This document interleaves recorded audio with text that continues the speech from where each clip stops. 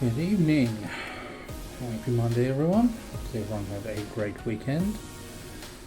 Let's get tonight started, shall we? Cool. So tonight we're back on to our DevOps project. So we missed last week. I had to take an evening off, which is all good. But this evening we're going to be looking at application insights. So this is a way of getting telemetry from your application into kind of a monitoring situation where you can see what's happening with it.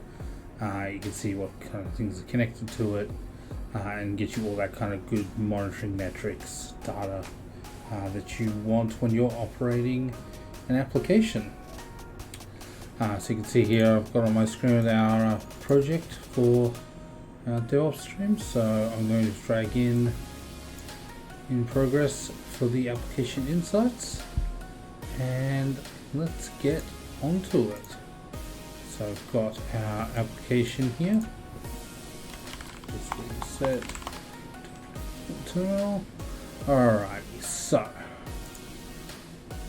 what we want to do is we want to go have a look at the application insights, what we need to do from a code perspective first. So let's go have a look at the documentation.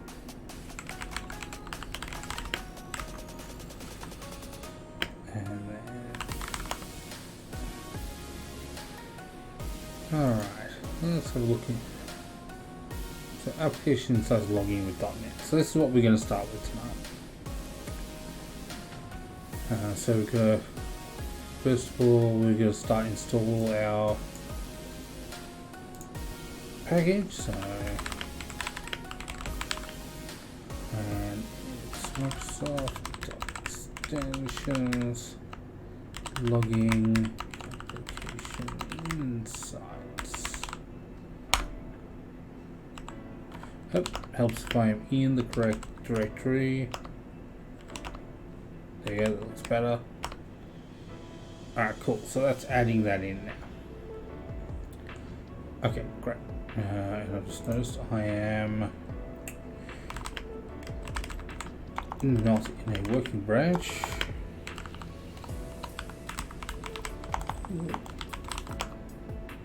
There we go. Cool. And I'll push that. And we'll set the upstream to be app.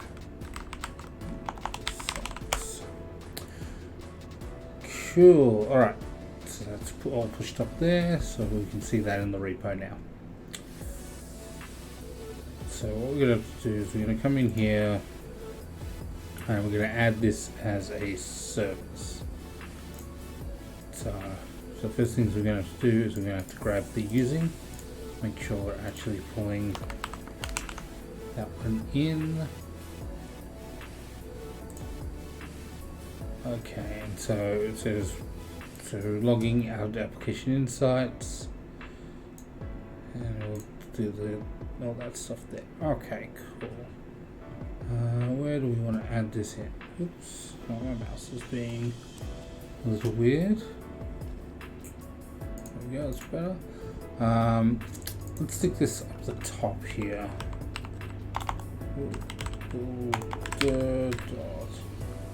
Logging. Right, so let's just add that as a default at the moment. Okay. So this is some kind of filter. I don't think we want to add kind of a filter at the moment. I think we'll just start with the default. So let's just add this in here and actually see what we get when we do this. Now, can I run this locally and have that actually work?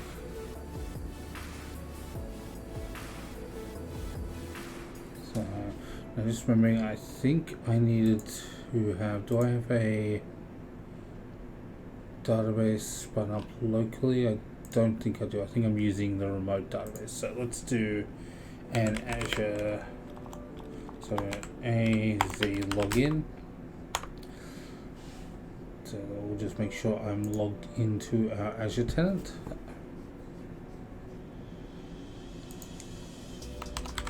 Since we are using all of our credentials inside of Azure at the moment.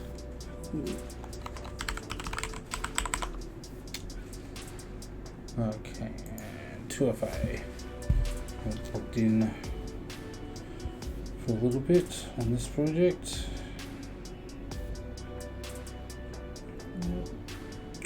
If the authenticator wants to load tonight, there we go. Alrighty.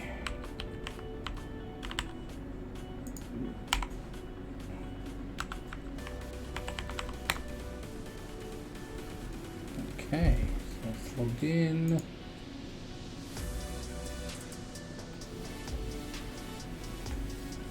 No, this, thanks for that. Okay, cool. So we're logged in.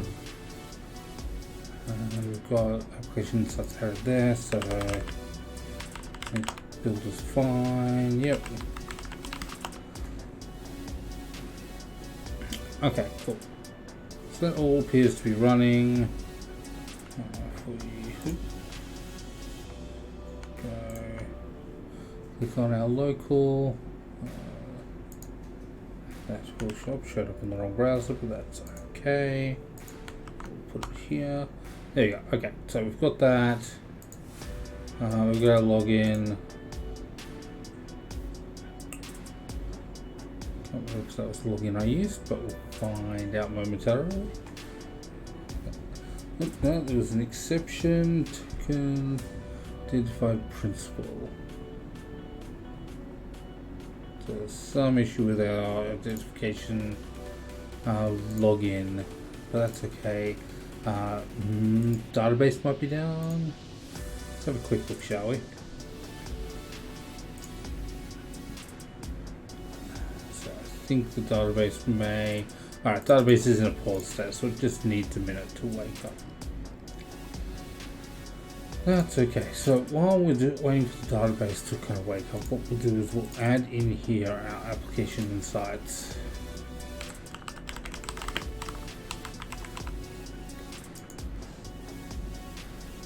Service. Alright, cool. So we'll call Twitch app. Yep. Okay, so we can do Twitch app insights. Straight east, we'll do a workspace. So we're going to make a log analytics workspace along with this. That'll create a new one, so that's fine. Okay, cool. Alright, so now we're creating that service there.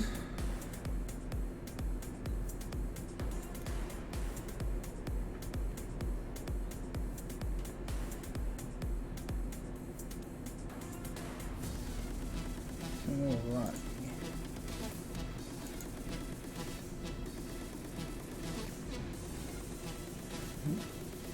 Got to kill notifications from Steam, that can go away. Oh. So an error there, that will be the error with couldn't get to the database because it was asleep. Alright, so we're getting application insights connected in here. Alright, great.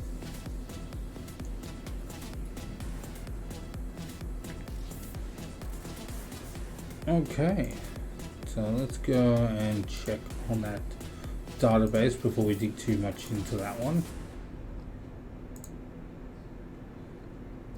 We're still paused.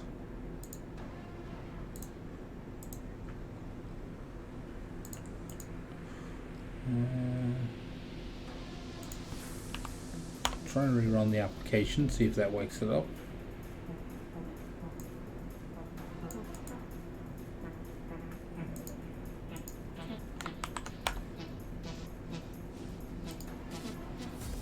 Let's try again with that login.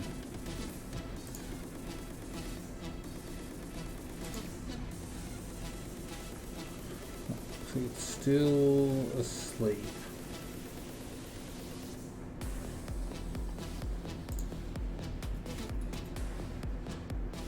don't know how I actually get it to wake up.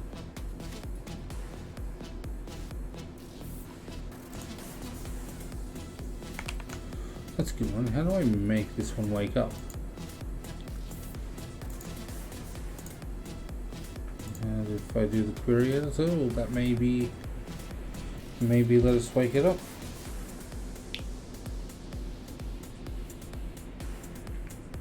Right, while it's doing that,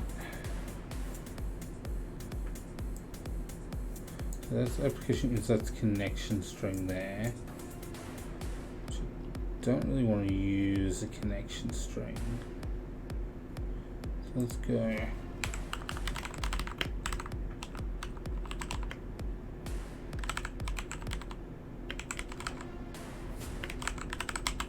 See if you can use the default Azure credential.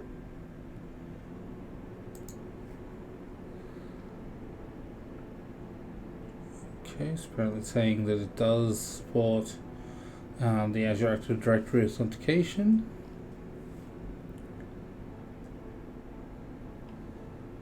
Okay.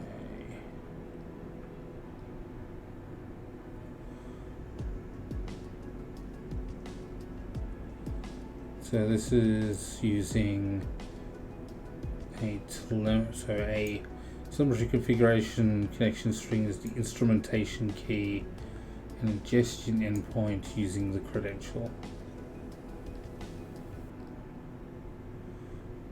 Okay, that should be straightforward enough.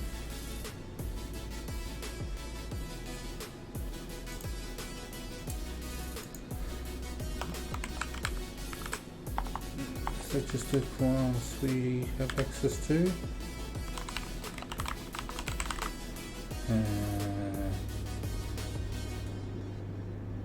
Not particularly. I mean, it recognizes it with that. What's the quick fix here?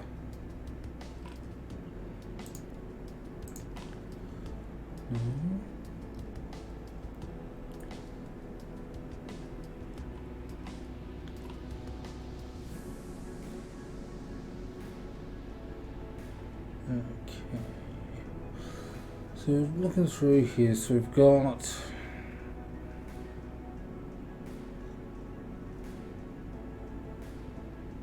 so we use the managed identity when we come in through the app service. That'll be fine.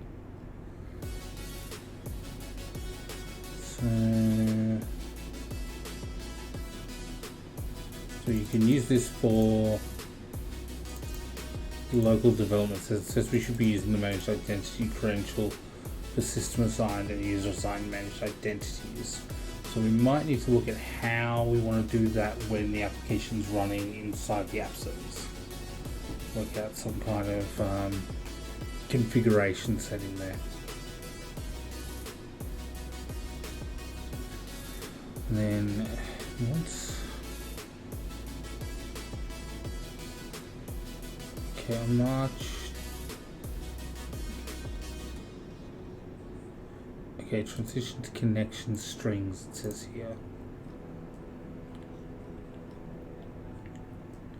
So apparently you want to do connection strings there rather than the telemetry. That's okay. Alright. Let's have a look now. I think the database is running now. It's online. So let's give this a shot now and see if it's awake.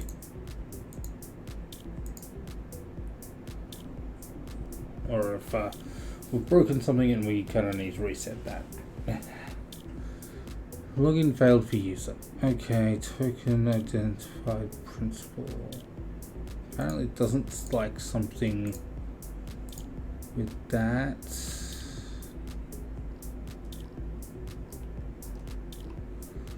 I'm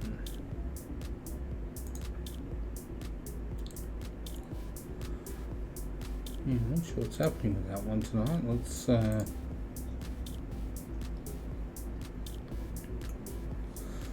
check any kind of networking connection, make sure I've got all security in place. that could be it. I might not have had that security in place. So let's try localhost again.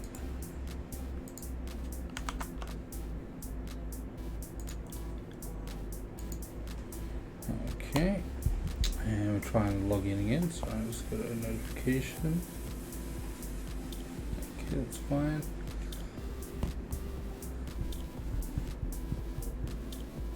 Login failed for user again. Might have to look at that one. Well, let's try to get some telemetry, because that may actually help us debug what's going on here.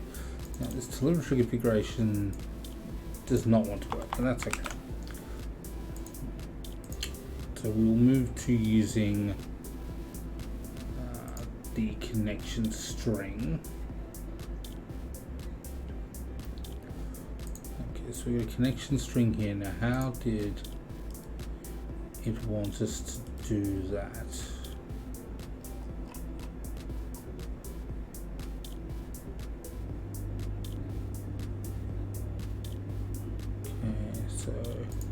In here we do a configure telemetry configuration config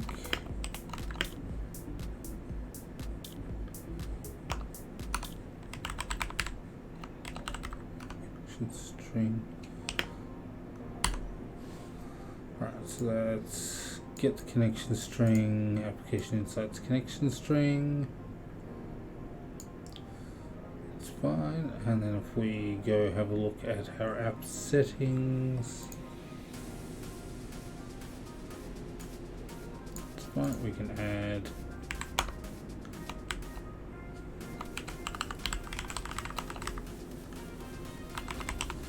I didn't want us to call it this. Copy, we'll have to go get the connection string in a sec, but that's okay.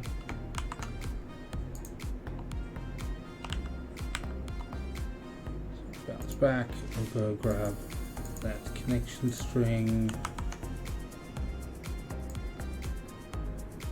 Okay, that's our instrumentation key, that should be fine.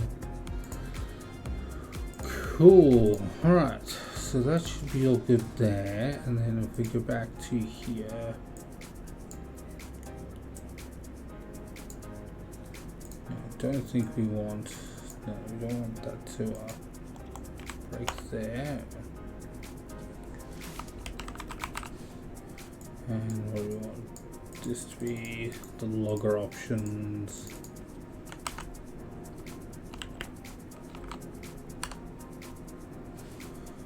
And at the moment it's set to make that just empty. And then we can close. That's it. All right.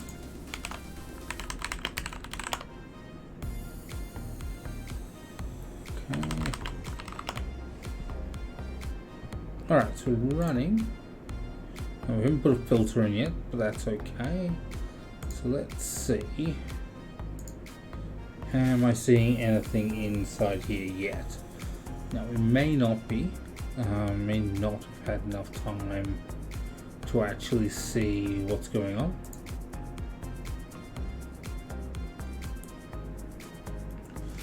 So live metrics saying not available, couldn't connect to the application. Okay. I know why that might be. We're running in development. So, we've set up our environments previously. So let's make sure that we have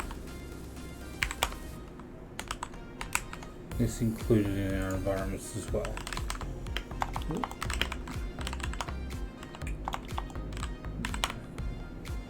Okay.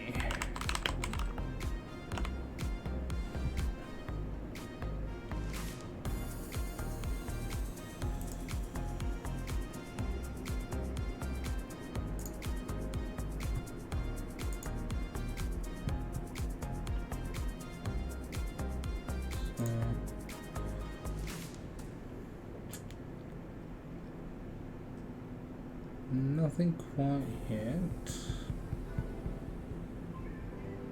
So this is using that telemetry configuration. I'll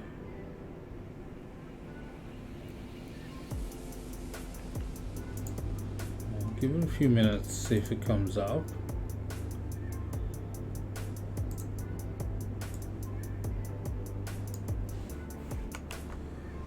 And I'll go hit the application.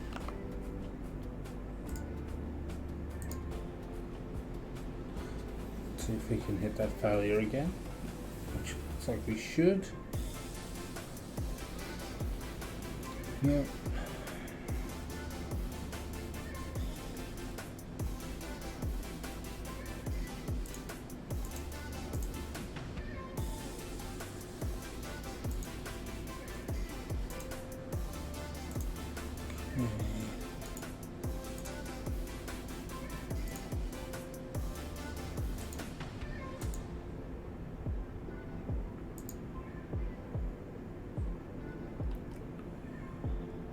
No, nothing coming through yet.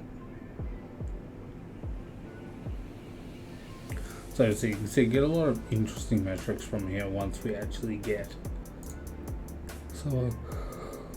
the application up and running. Of course, the application I think is in a crash state, so that doesn't help us.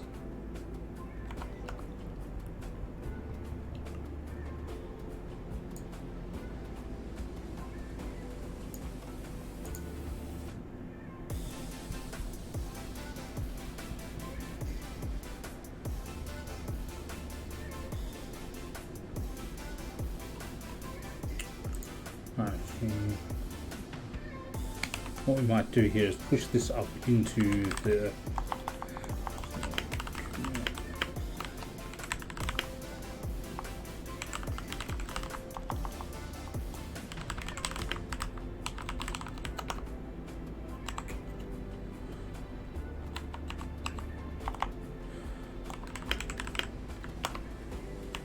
I'll add before I commit.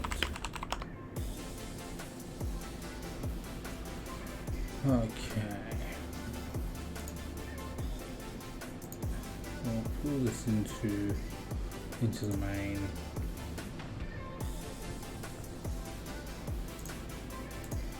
And then we'll deploy this up into Azure and see how we go there. See if we're still having issues with the app. If we are, I'm gonna have to spend some time troubleshooting that one.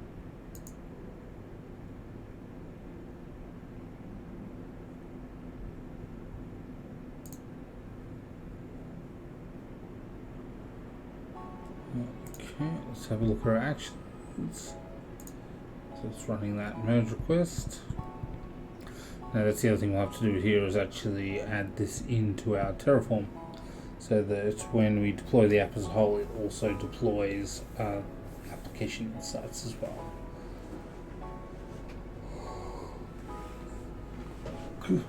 Which means we'll most likely be including the connection string for application insights in as an environmental variable, and when we're pushing it up.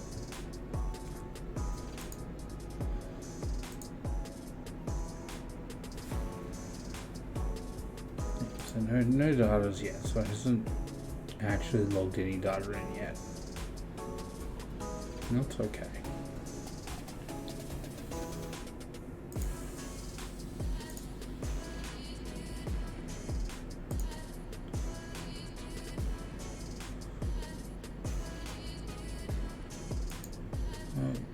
So what are we doing with this supply?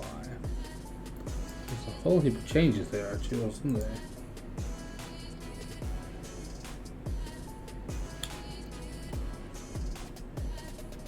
Okay.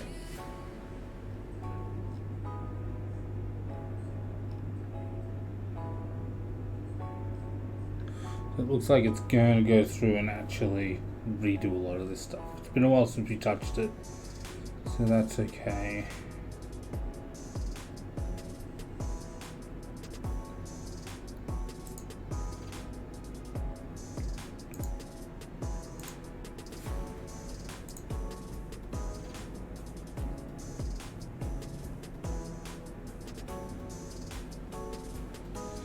just wait for it to do its thing.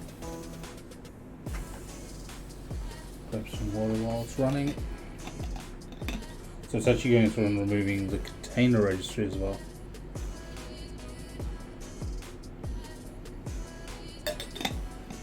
Not really what I want it to be doing, but I think I understand why it's doing it. Is last time we changed the way that we were structuring, and we wanted to do more of a landing zone type thing, which I think we'll expand more on and actually set up a bit more of a proper landing zone section with proper kind of hub and spoke networking, things like that, which will be more relevant when we start to do things like load balancing and scaling and things like that.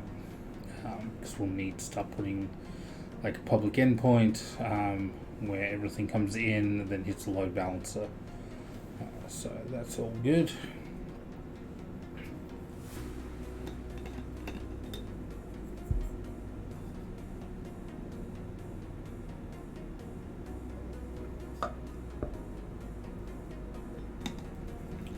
So this mostly take a little bit. So while that's going on, let's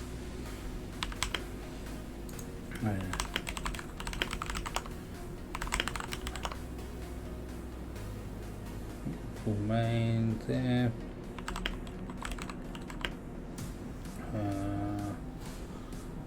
Leave it just on main for the moment. So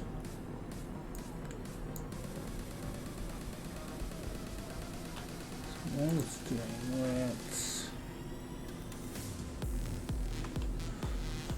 I'm saying load metrics is enabled by default.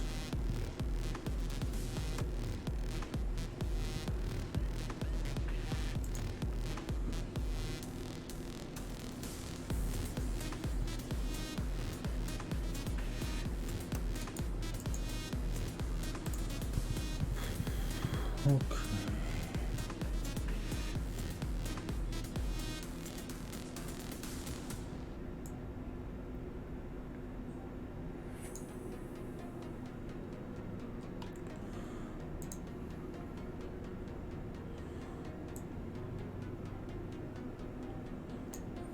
That should be fine.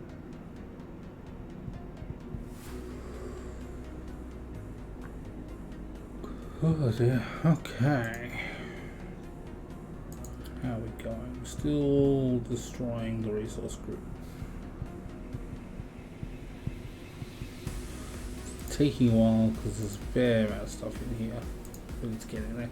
Which may actually, but look, that'll take away that as well. Which doesn't help us a whole heap. So what we're going to have to do here is mostly have to go into the infra here and set this up properly. Alright, cool.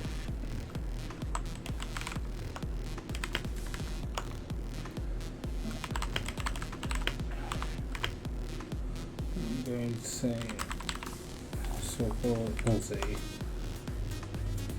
Alright.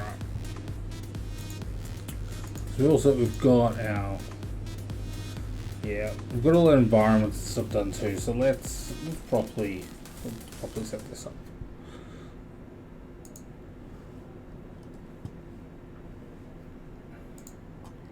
So which is mostly what this is doing actually as well. So this is creating our.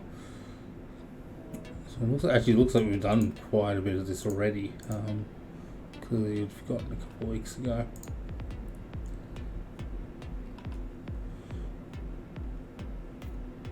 So variables, shared resource group,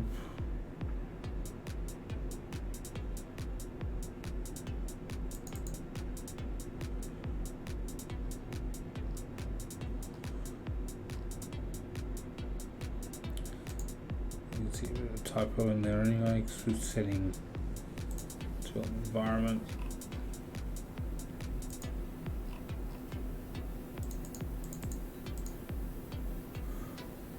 So we may have overwritten these values in the TF files. Okay.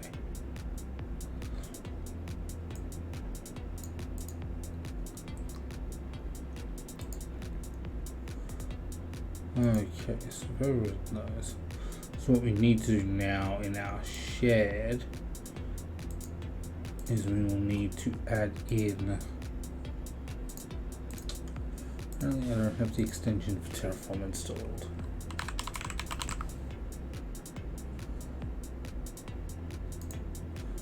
Get that installed. Go on disable Copilot once it's going. Okay.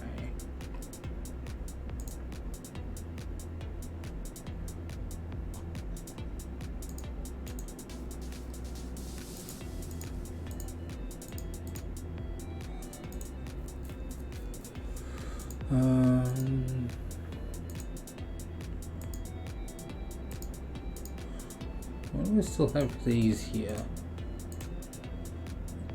Are they still in the repo?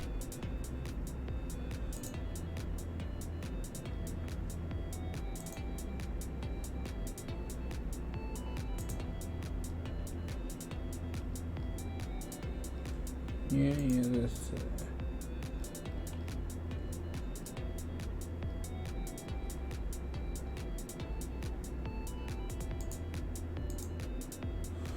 okay, I mustn't have got that. I must have got. So that's the shared.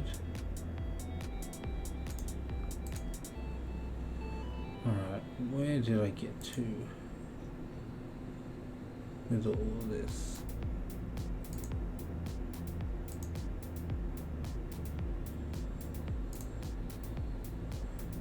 Okay, so I got here. Alright.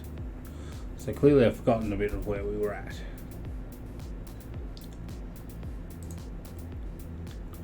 So the app build deploy shouldn't be running any of the Terraform. Okay. So let's go through. So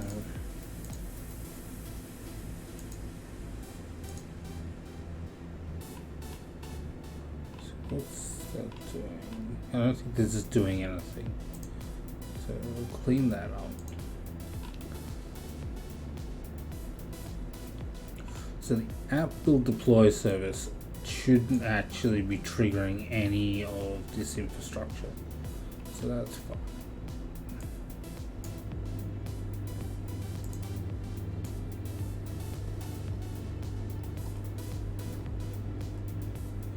Should just be doing the Docker build and pushing that to ACR.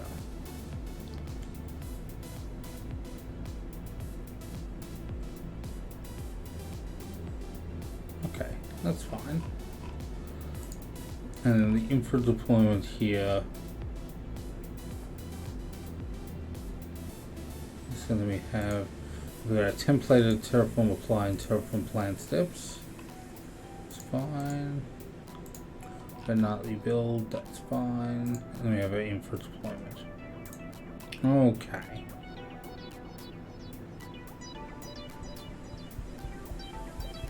Cool.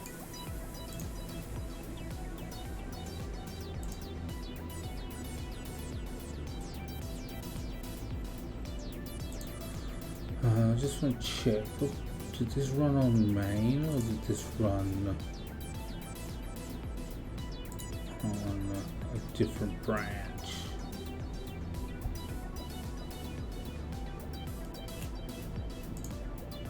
Alright, we might not have had this. Alright, let's have a look. Main, infra. Oh, it's all there.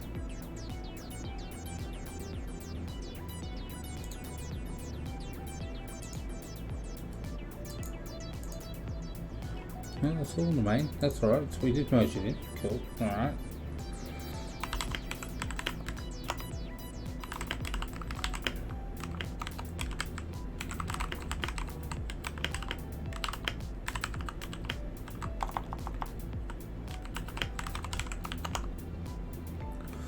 Okay, so while that's doing that though, I should get rid of these things. They're not needed. Okay. don't think I need these. So let's get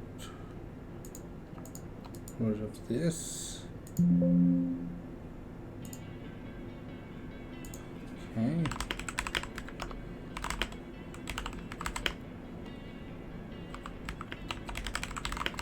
Just call it cleaning up.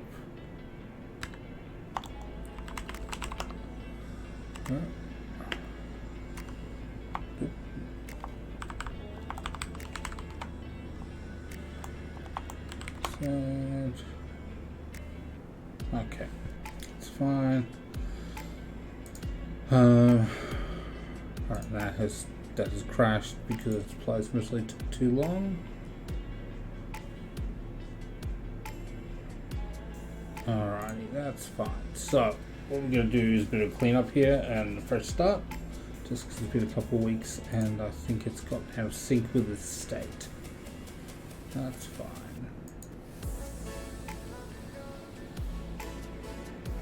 So let's merge that code change in, just so we don't have that happen again.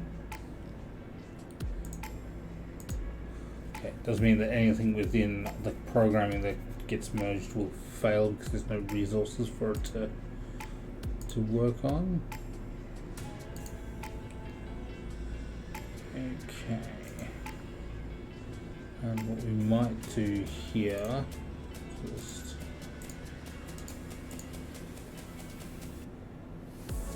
okay, I'll still have the tier of states. I'm going to change the name of that one there, so it's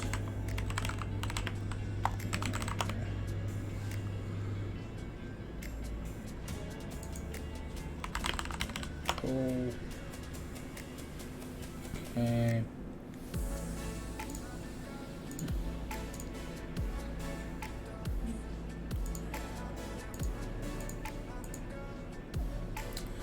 So the provider there, just gonna check. How did I? Okay, so I don't have anything for shared triggering here. That's okay. Shared can kind of live outside a bit.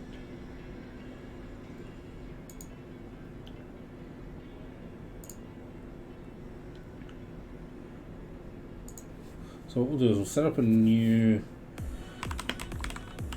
pipeline.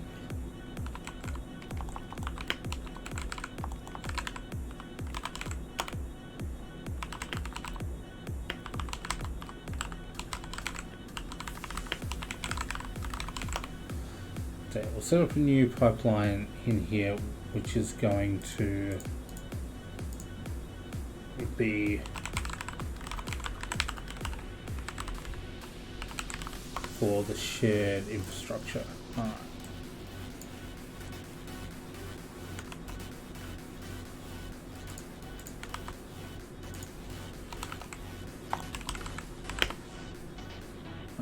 Okay, so this will be for shared. Alright.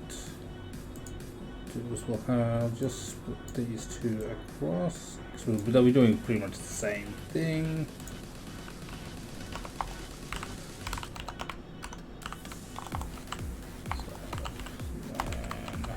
Shared.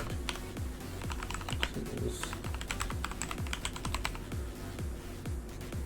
And we'll use the tier plan main. Yep.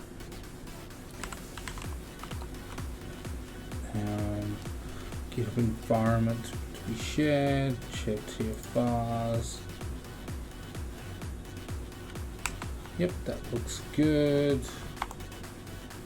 Secrets will be the same there, so that's all good.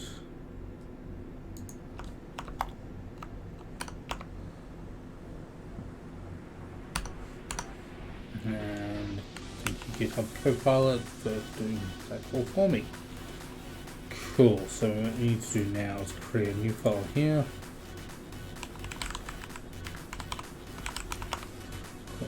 Shared TFRs. I'm just going to grab Actually, I don't need that one. What is my variables? Application, shared resource group, and ACR name. So if we just go back to just a simple list, all right.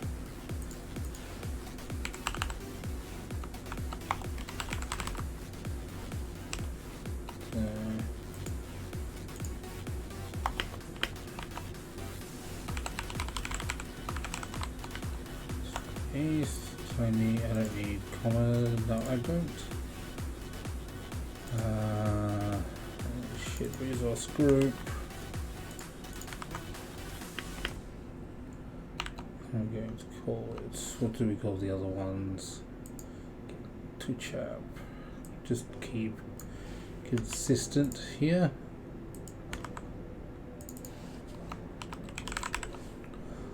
Shared. And then ACR name.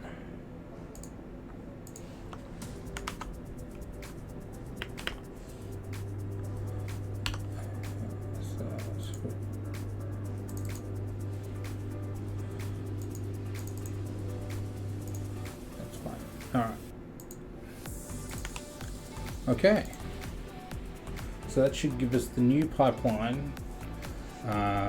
Should set up the shared to run separately. So if we go there, that's fine.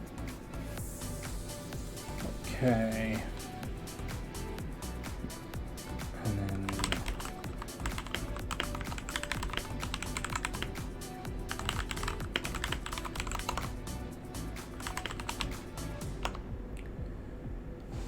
push that up. Cool. Merge that directly in. So we will set up triggers for this stuff later, and it'll be triggers on paths. Which reminds me, I need to make sure that that app on what were you triggering on? Main branch releases and everything, I think. So I would not be surprised if that's running. No, we're not running now. No, it ran for 1 second and failed. Workflow is not valid apparently. Okay, that's fine.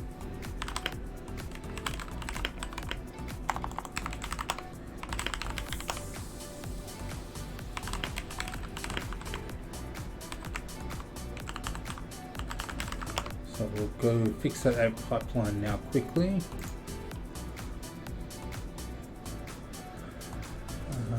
Now we want to do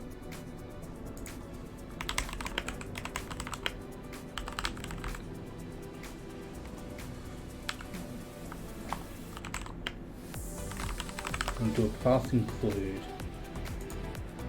How do we do that? It's just on pushes paths. Okay. Branches and only 4 paths. And we just want to check demo. Alright, so everything that's in that Twitch app demo directory should be covered by that. Only if it's main or if it's using a release branch. Cool. Alright, that should be fine. Now, what was the error it was giving? Said looks like must contain at least one job with no dependencies. Because it needed Terraform apply. Now, the other thing here is we need to have. So that's the image build. Now we actually need to set up jobs here to deploy to the different environments. That build and pushes to the ACL. So okay, cool. So that's fine. So what we want is a new job. So deploy dev. Put in name there. So need this Docker image build runs on. That's fine. So I don't think we need any defaults. Oh no, we'll set the default. Now, you know, we shouldn't need a default yet because we're not going to be running anything in a directory. Now, the other thing we got to think about here is going to be deploying. So we don't want to deploy as latest. If we deploy as latest, then that's going to conflict. But we also don't want to rebuild the image every time.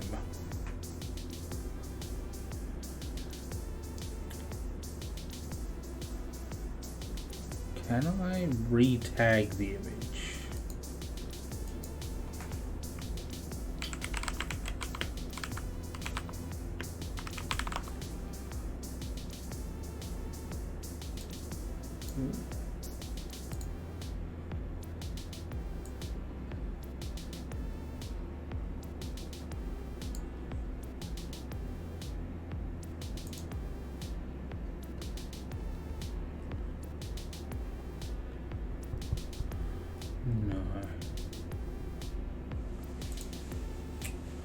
It looks like I might have to rebuild, build and push each time. Not quite. That's alright. That's fine. We'll. No, I don't want to do that. No, it's not fine. I want to push the image once.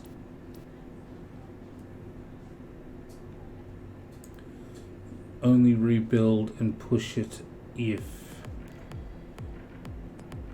it's the latest. Okay, so let's take that out.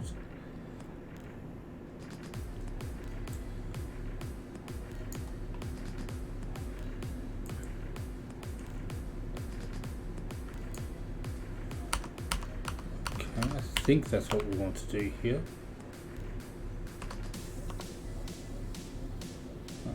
No, I don't want environment there. So what that's doing is it's setting an output. So we have to do that. So we're going to have to make sure we're passing the image name back out of that step. That's fine. Okay.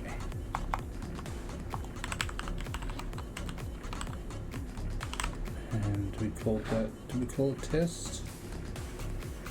Let's just check infra. Yes.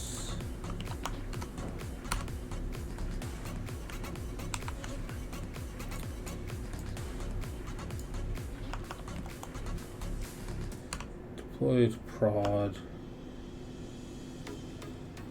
Okay. So deployed to prod, we're going to need to do differently. I wonder if GitHub Copilot can help us with this. Let's see. All right.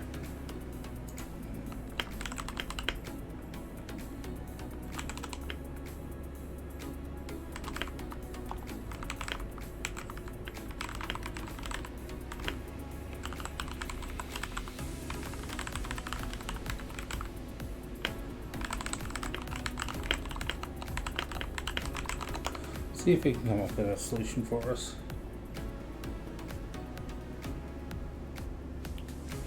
Yeah, looks like it's come up with something.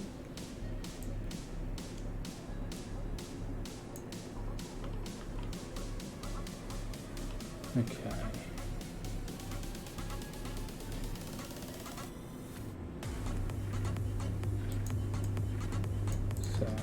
So let's see here. We've got check out, log into the repo, so that's fine. Build and push the image.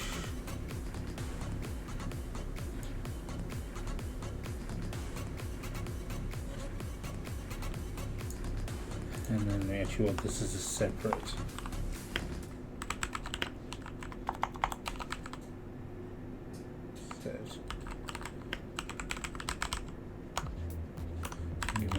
id image name, run echo set, and then set the name. Okay, that's fine. And then we will,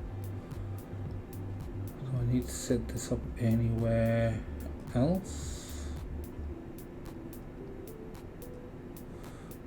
So then we call it from the needs. Alright, so if we, because we're already giving it that, so the image is here, is needs docker build, put image name.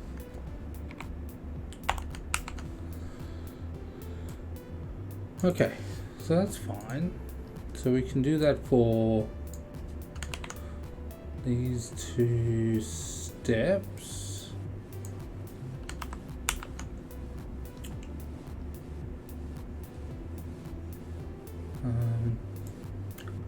Actually, we'll do it that way. We won't push a latest. We'll just push an image name, a build number effectively for this.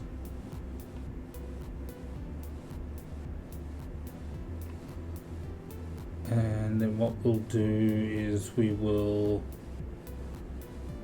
set needs here.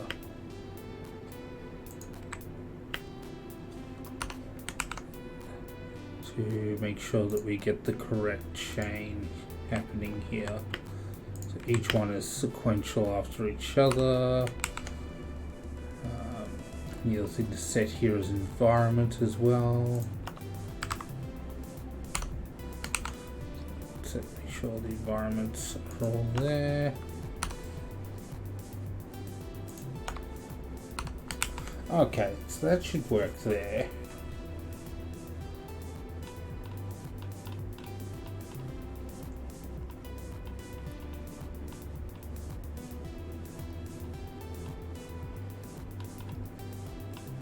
Okay.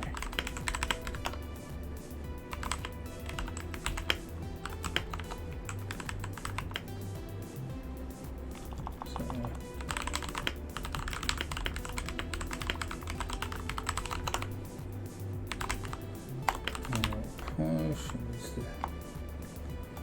what do I want to do here?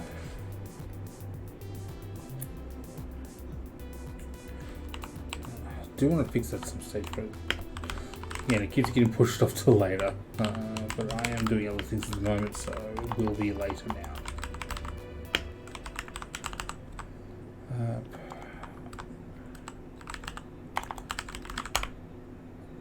Alright, it's pushing that pipeline. Okay, cool. So that's been pushed up. Let's merge that one in, shall we?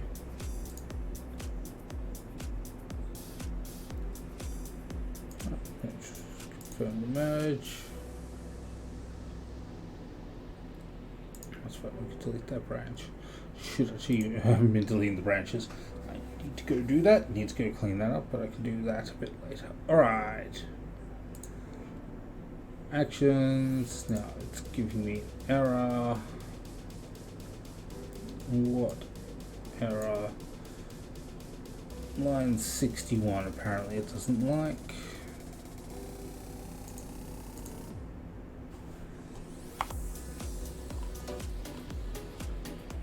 What am I missing? Missing steps. I think so. It's all working.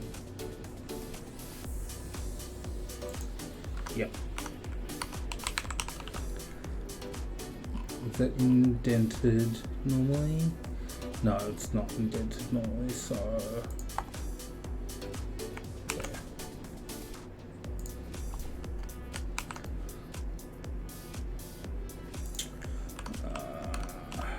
that's going to give us a whole heap of strife because I did delete the branch. Can I?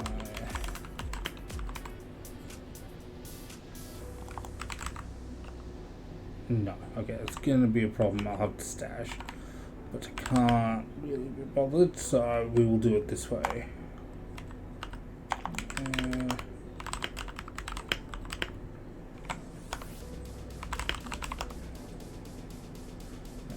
push that one back up. And then when we come in here and we want to do, it's going to recognize the check. Nope, so I have to do a pull request.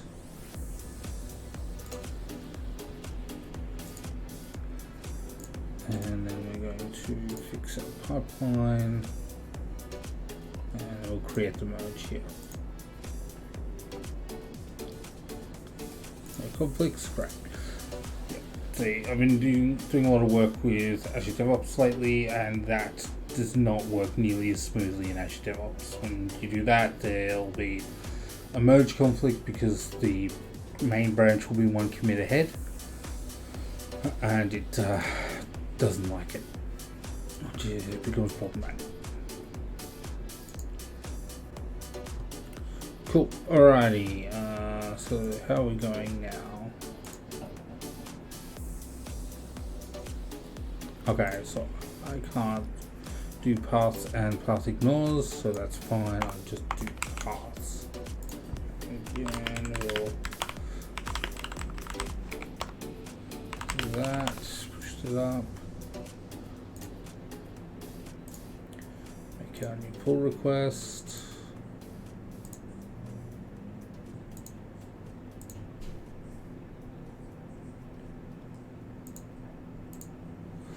Alright, and getting that in.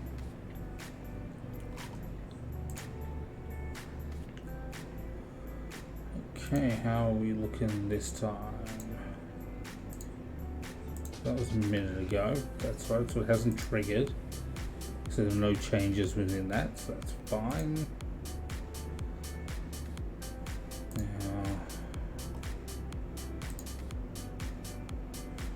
The shared infrastructure. Okay, so let's go and clean up a little bit.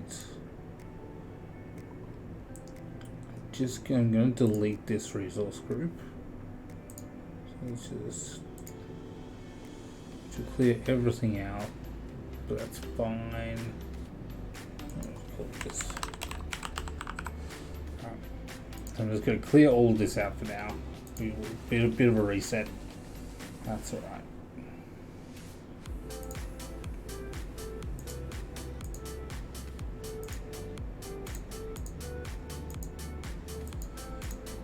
Cool.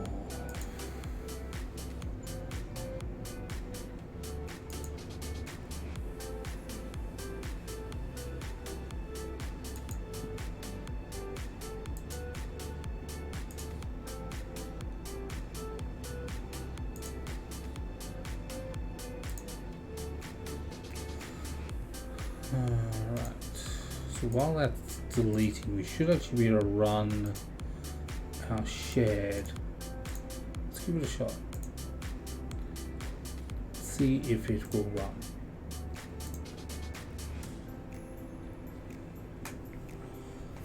Small water.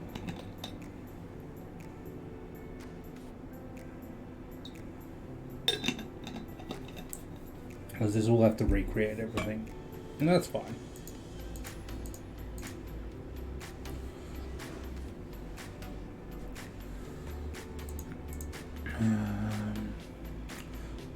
Everything at the moment. So we don't have any triggers on anything at the moment, so this is all manual push. So that's okay.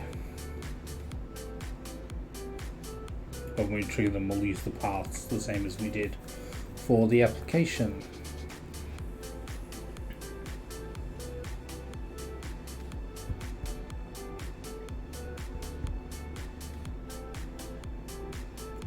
So just while it's running, we should see in the plan here that it was, everything was created.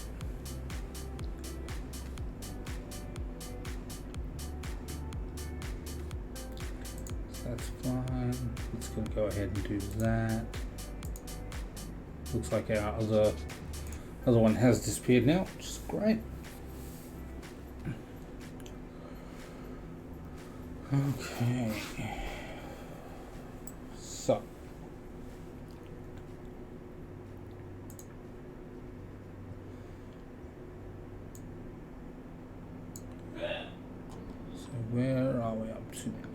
those shared, so that's that done. The app service deployment will work across.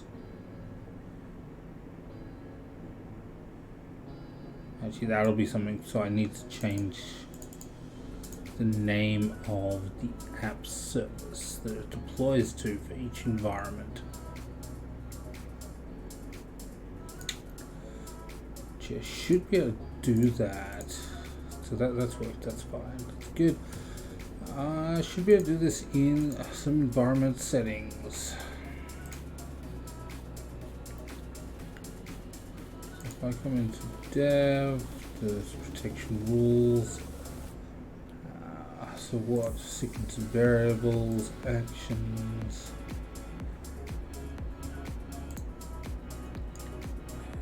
Gee, so did I do it in environment variables? Here we go.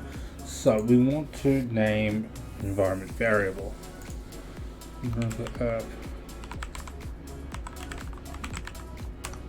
App service name.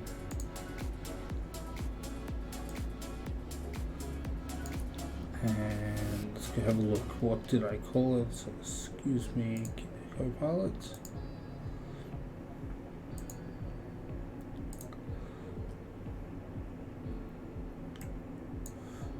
I'll let you be in the tier files when it's.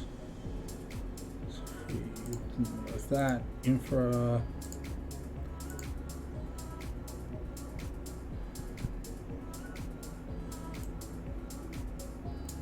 So it'll be this. Now this is also something we could set some of these TFR variables in here, but for the moment I'm going to put them in here. I'm going to do that for each of the environments.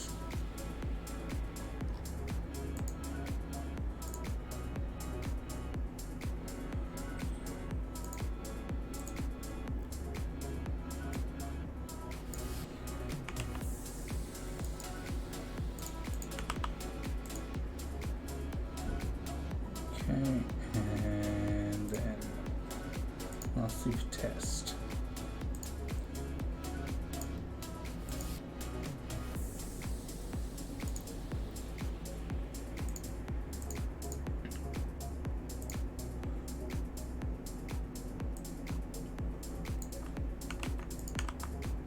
Okay, so adding those variables in there.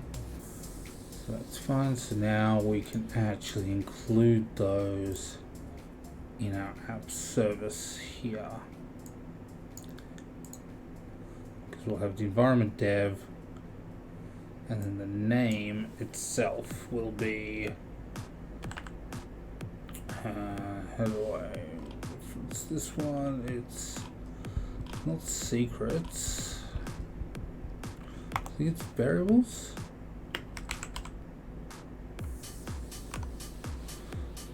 Will be a service name. I think that's right. Okay, mostly needs one of these.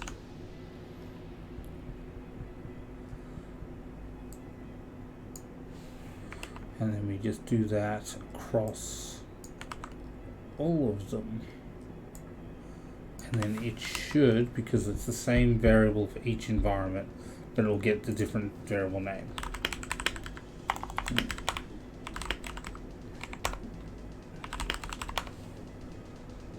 Push that one up. Okay, we'll go do that PR.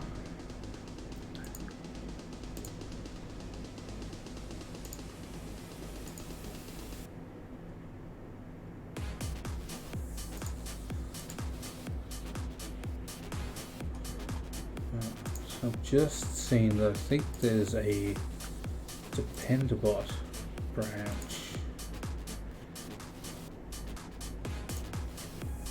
Let's have a look at what's in Dependabot. Nothing. There's nothing in that branch. Okay, cool. Seeing if there wasn't a version of something that needed to be updated. But that's good. Still Still fine as far as the Pentavolt goes. Cool. Alright, so that should be that. So shared infrastructure is fine. Let's give infra a run just to make sure everything's working okay with this one. Mainly just want to check to make sure that all the plans are empty and there's no updates that need to happen.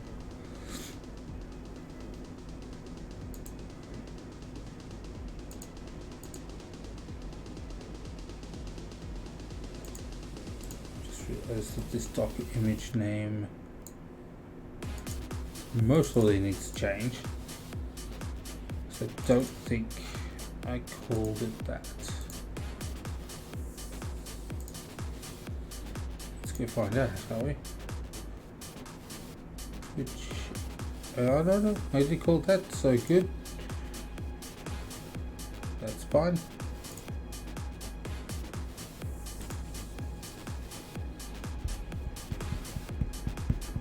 Alrighty.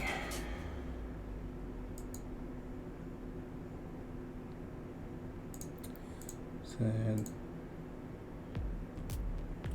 let's have a look at the plan. No changes, that was good. Should really kind of skip that step if there are no changes, but that's fine. It's not going to do anything.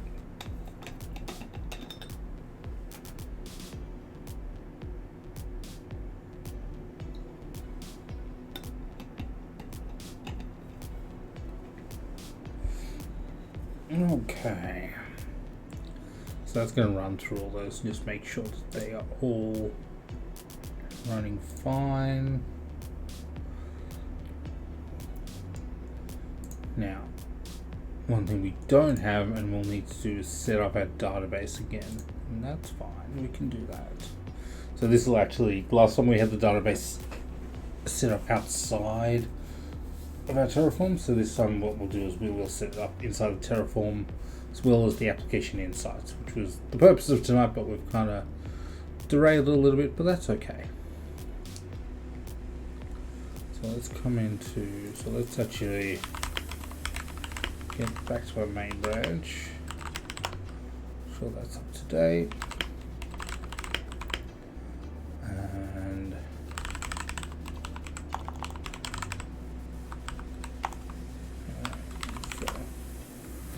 okay, so shared infra.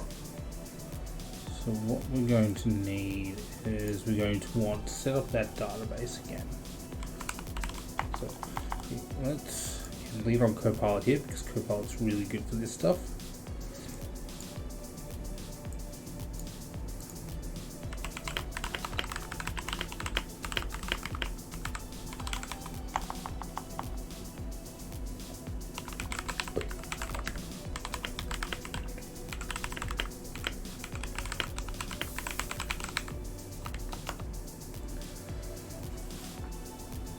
Alright, so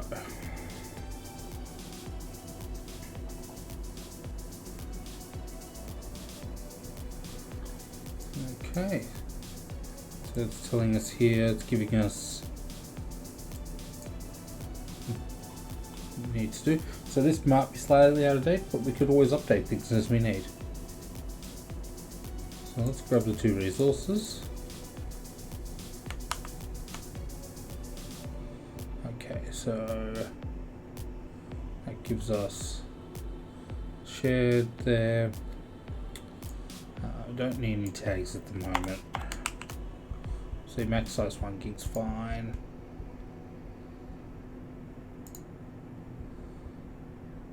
Okay, and then in the variables file, so TF files file, or which would be, need to be variables first. Is it? Yeah, we have variables, so TF. Set these up.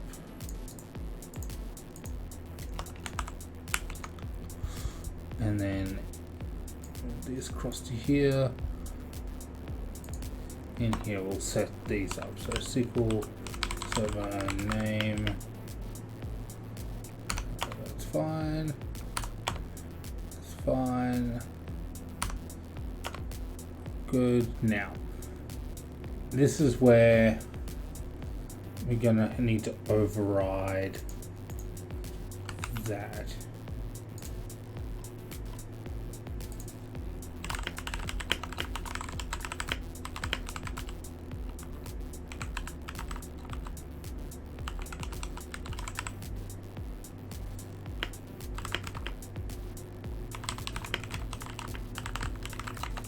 Okay, let's do that. So that's the DB name and the database name. Name. I'm gonna read that in all in a sec. This name there, and okay.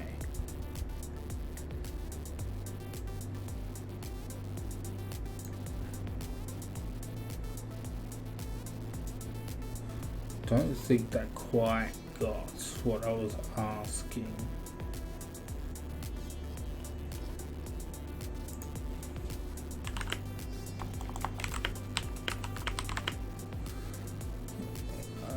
What's my pipeline called? The infra deployment.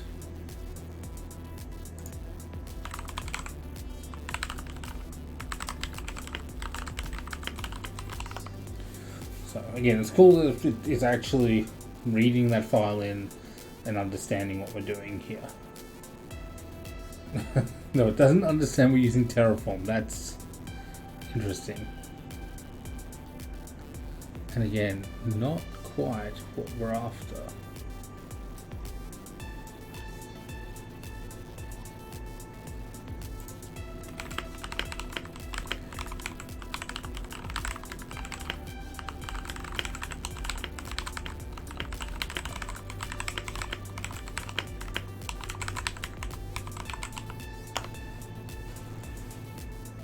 Okay.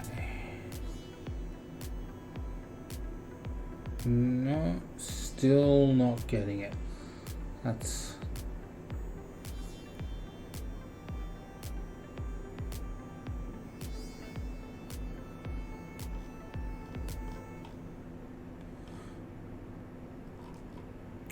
doesn't want to use the Terraform.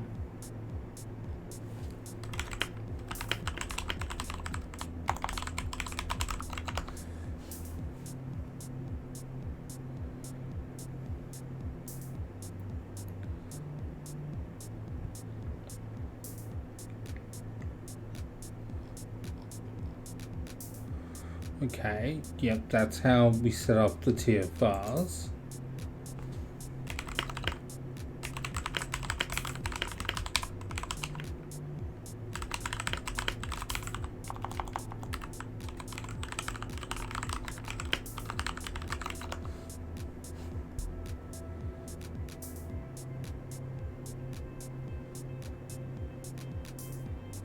Yeah, okay, no, it doesn't understand what I'm asking it to do here. That's fine. That's fine. We will figure that one out. So how do we do that? So if we say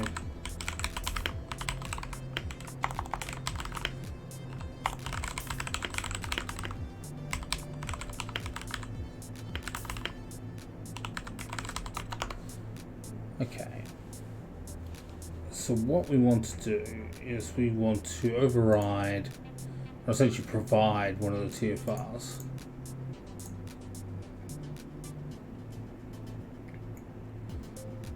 I guess we can use the TFR environment. Okay, so we can use the environment variables here to do this.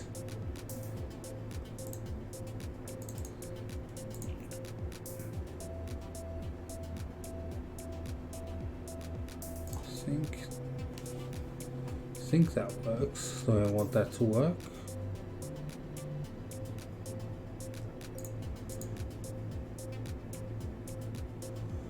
Because yeah, they're vars, so that should be fine. Alright, that's fine. So what we'll do is we'll come back. We'll go back to our settings.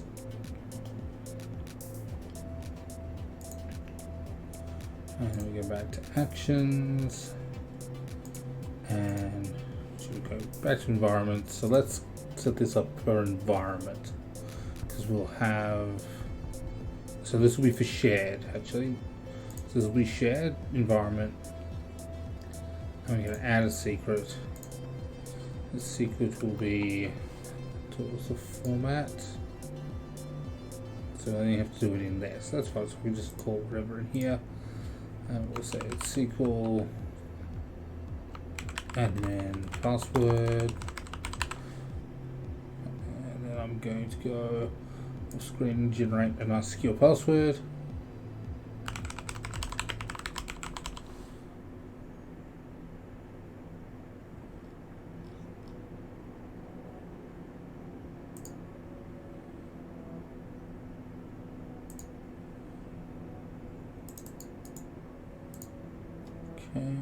It will generate.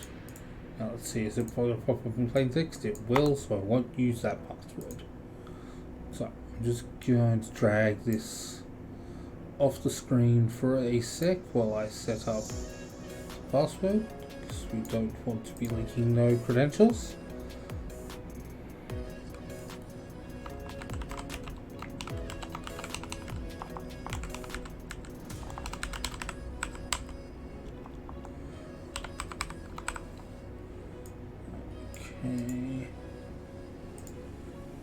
And I just need to pop up a note for myself. Go for password.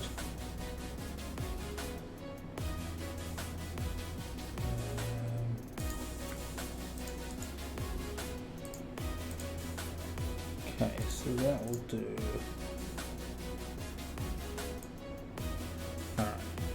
So let's set that secret there, and that's in shared, so we only have to do that once. So and actually only have to do that. So in the shared infra.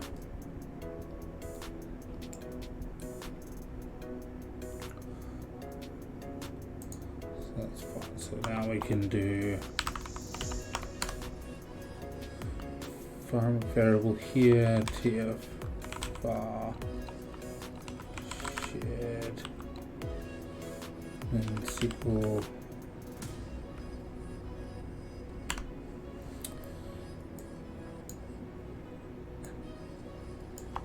now. The question is going to be, did I format that right? Don't think I need this shared here. I just need SQL Server admin. And it doesn't have server there, so which is SQL admin. And what did I call it here? I called it SQL admin password as well.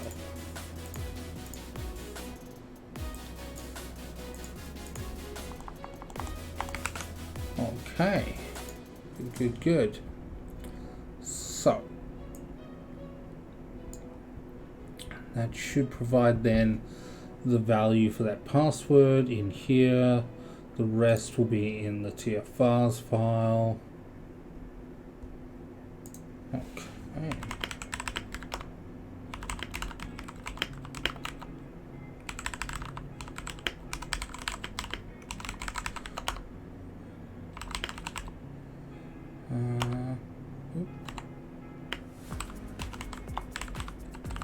Set the upstream.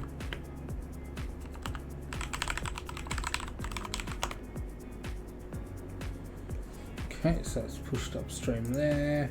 That's fine. Cool. Let's go and merge that in, because I want to test to see if that database deploys correctly.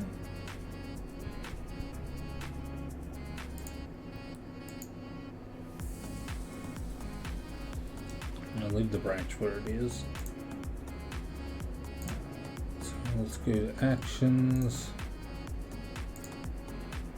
Let's run this workflow. And this will tell me if I have done this correctly or if I have messed something up. It looks like I've messed something up. Unexpected value env. Where have I done that wrong?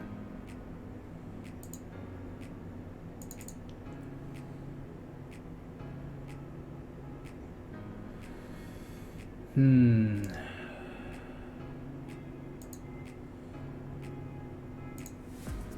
I can't put the env here.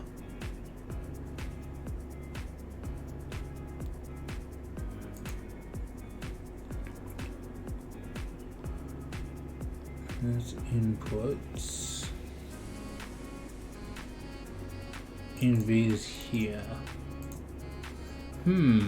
Okay, that makes that a little more problematic because I am using a template here. And I don't want to redo this template. So how do I pass the secret through here?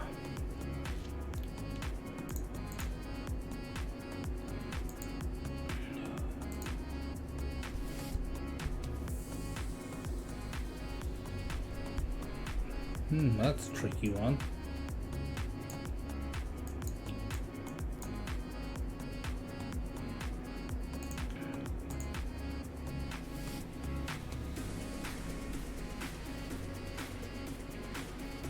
Okay, so let's think about this bit.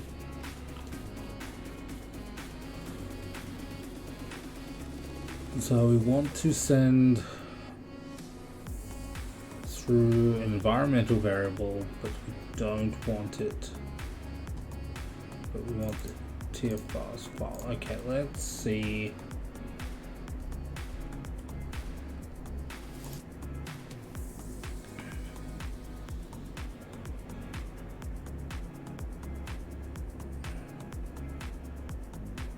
Okay, so there's just more stuff saying it exports the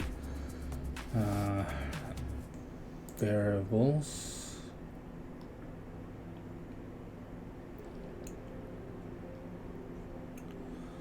More AWS stuff.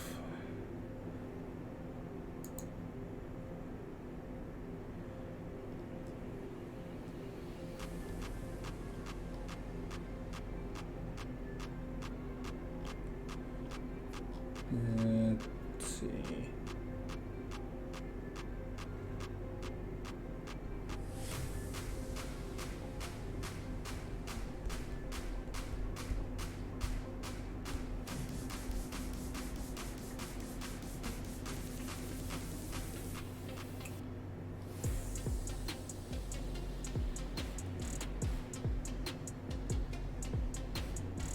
So this one again goes to variables. Okay. So maybe what we do here is we find a way of sending a list of variables through and then having them export to be environmental variables.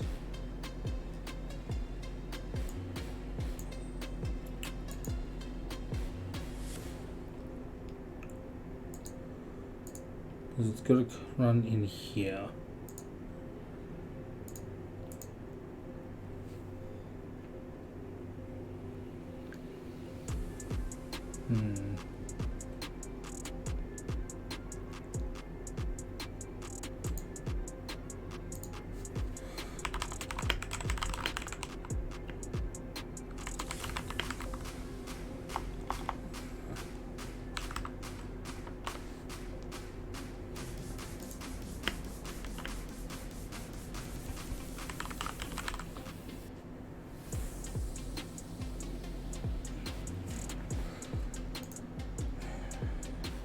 That's PowerShell. I don't want PowerShell, but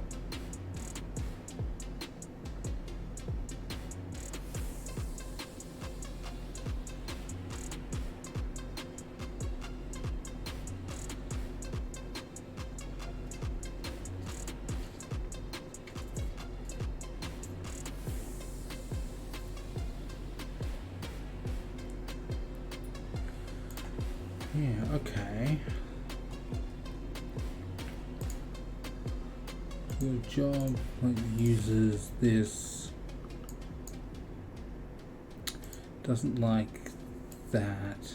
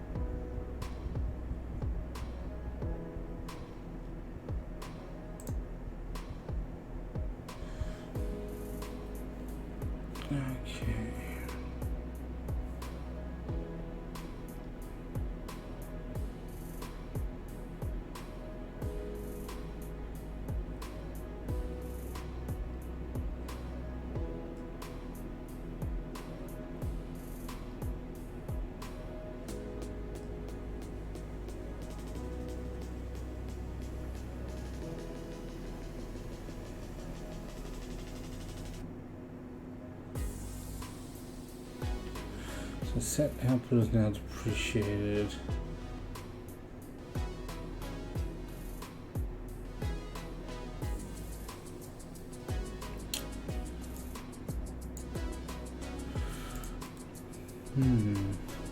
So what I'm thinking here is that we somehow create a list of environment variables that we're going to pass into the template, into the reusable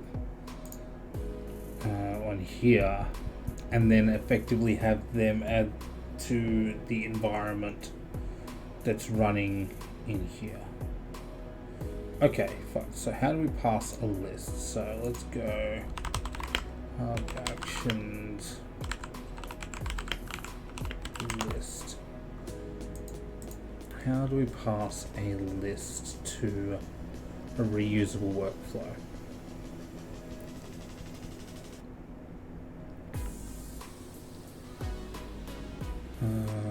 Alright, it's calling matrix.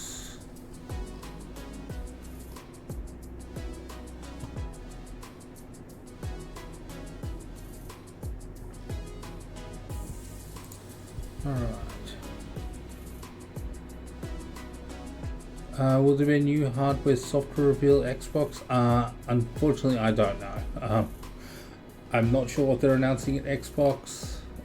Apart from I think Starfield is getting an update. But I don't know if there will be any new hardware. Nothing I've heard of anyway.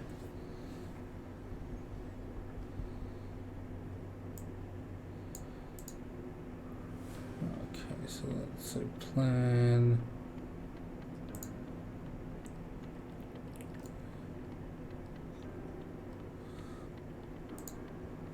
Let's see if this knows.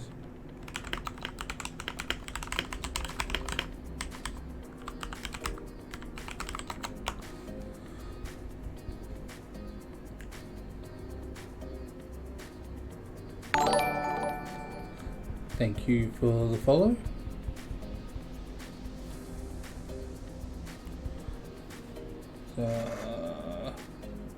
Sorry, I couldn't see the Devenger. Thank you for the follow. Sorry, it took me a while to see where that came up. All right. So we've got type object here.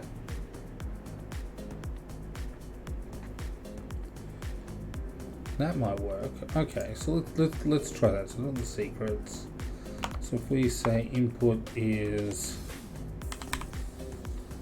for TF Envs,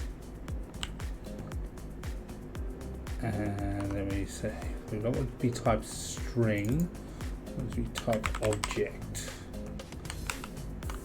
Okay.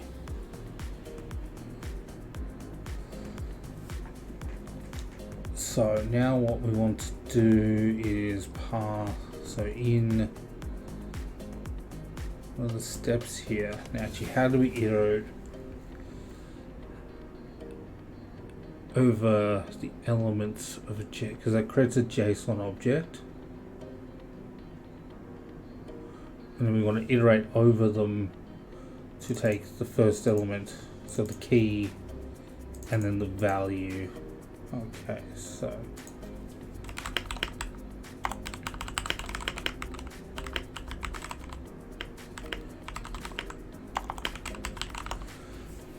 kind of loop over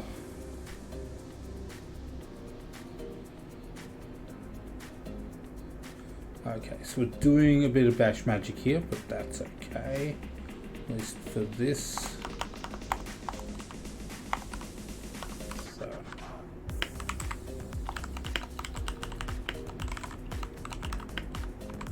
Let's test it out anyway. So we're going to run,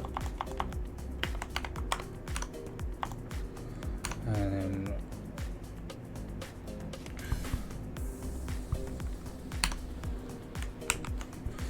is that going to do what I want it to do? Each key in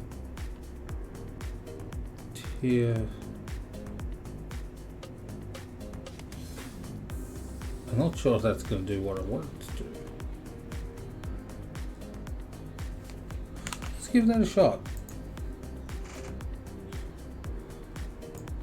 First of all, let's ask Copilot to explain that.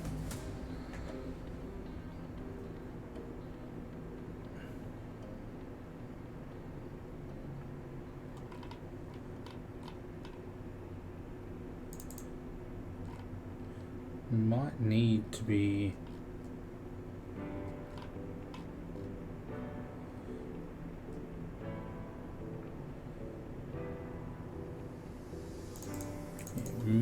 be a bit long. Oh no. Actually, we can set that here. There you go.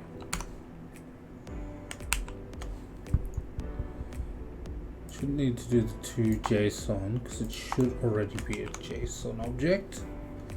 And then what we will do is we come into the with statement, not here. Right here. Let me say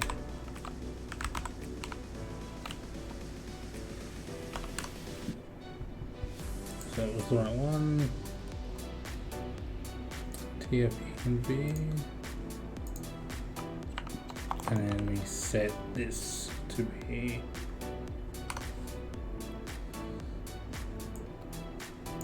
we set that to be that.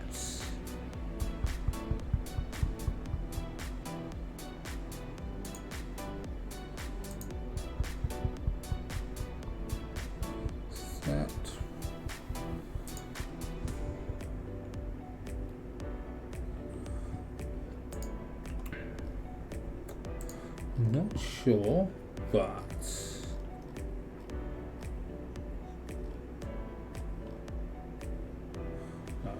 that's what I was missing. I was missing some curly braces.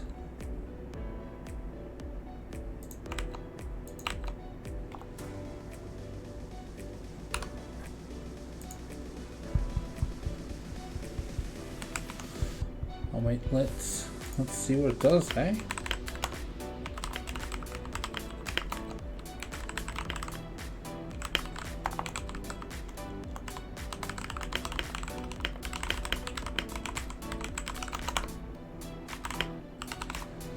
You know what's going to happen is tomorrow I'm going to go into work and ask someone, hey, how do I actually do this? And they're going to tell me the most simple way ever. Oops, I just realized I need to remove this. And it's going to make me feel very silly, but that's okay.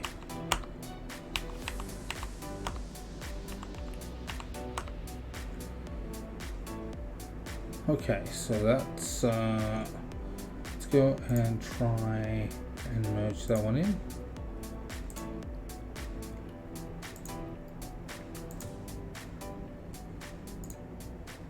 Let's create no conflicts. Good.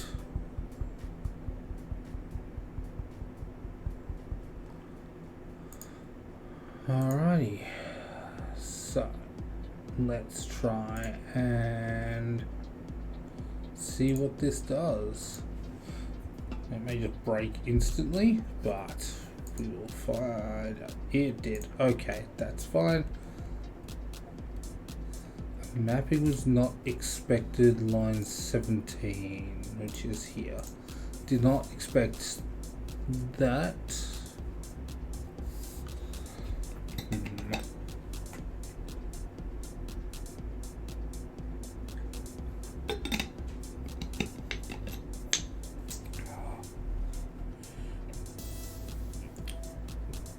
Okay.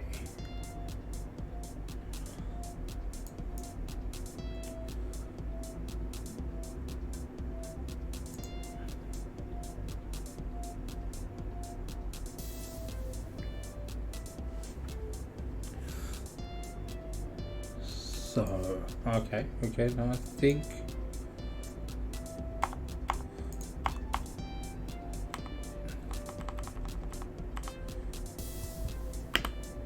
what I didn't like was that.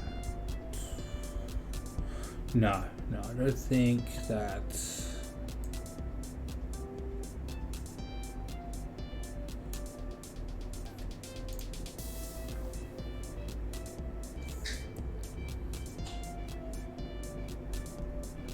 I don't want to add in like a specific parameter because I want to keep this very generic.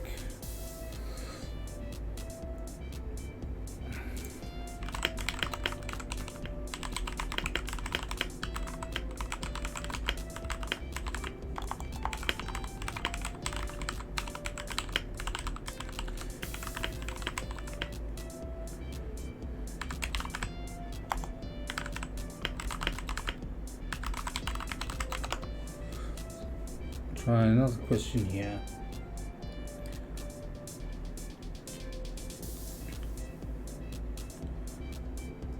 Okay.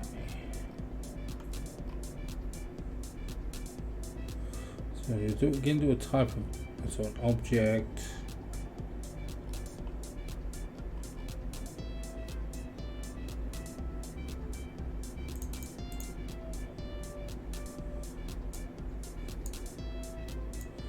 Okay, so let's try.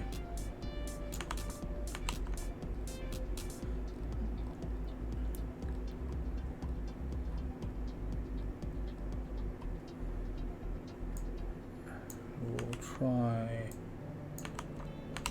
Call it the Env vars. Okay.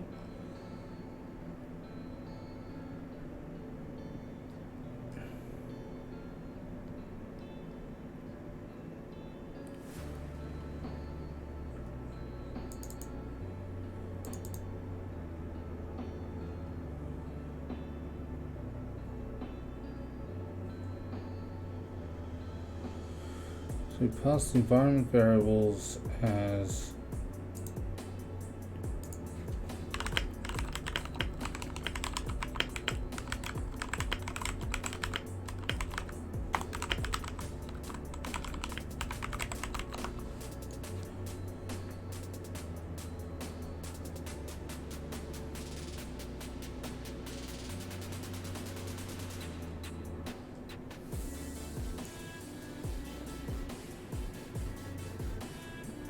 okay.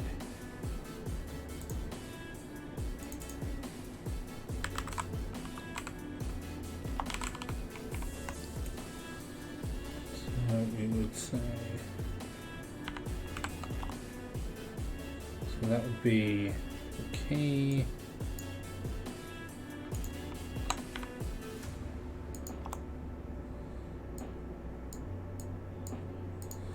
So that's the TFRC there, then it's the secret.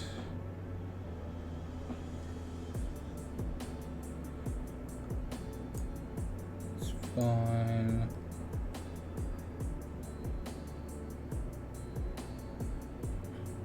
Now here's the thing, I don't have an environment yet.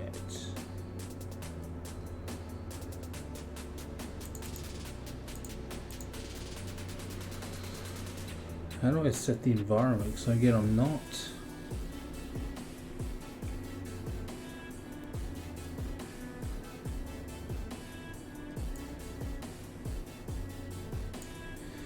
Yeah, okay. I think I'm making this harder on myself. I think I'm gonna. I'll try this, but I don't think it's gonna work because I don't think I can access the environment secret at this point because I haven't set an environment. Can I set an environment?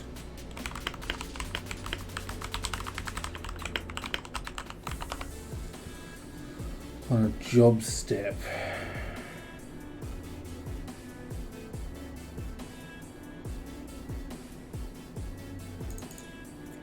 See, I did this before and it didn't work, so I think this one's lying to me.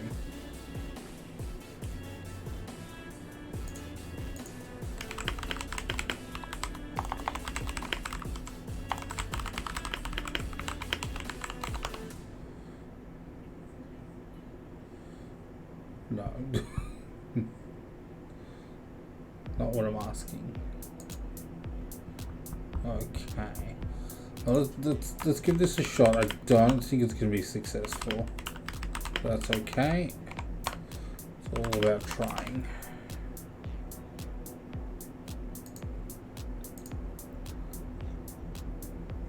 So we'll go and merge that code in.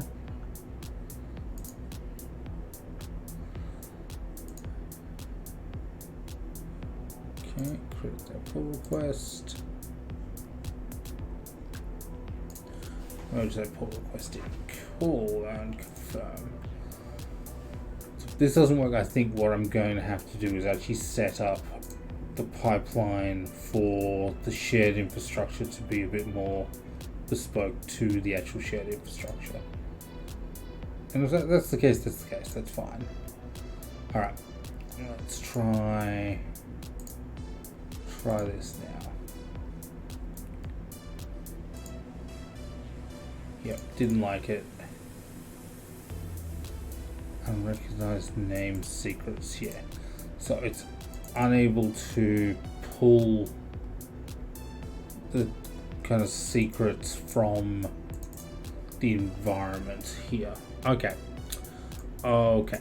So I think end of the day we can't do this one that way. That's okay. So what we'll do is we will effectively pull in everything from the reuse workflow into this workflow here.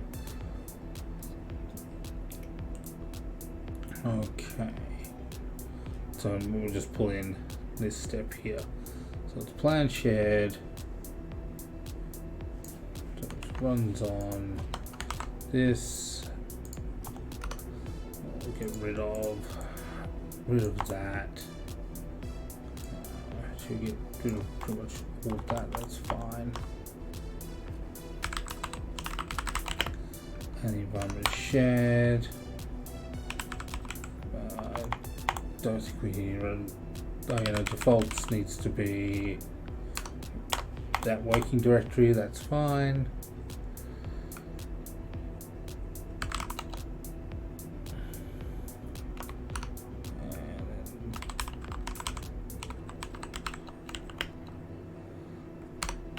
That's to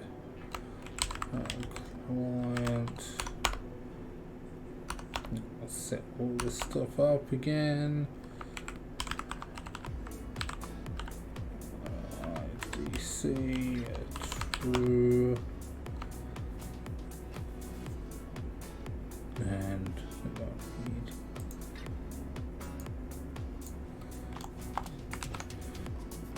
Make sure I remove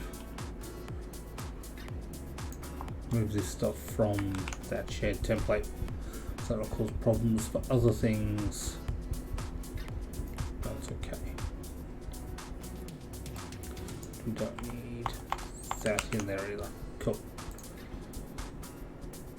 So let me just do the steps.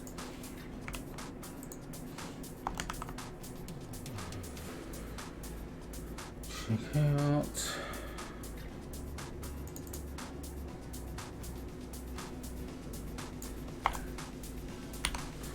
So that we can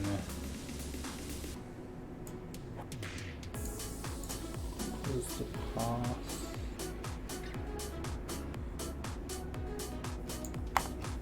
So just do it with that again.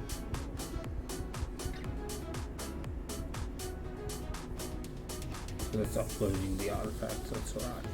So we're already setting a default directory, so that should be fine. So a working directory here, sitting TFR files there. That's fine, that's fine. Okay, and then we'll grab the apply.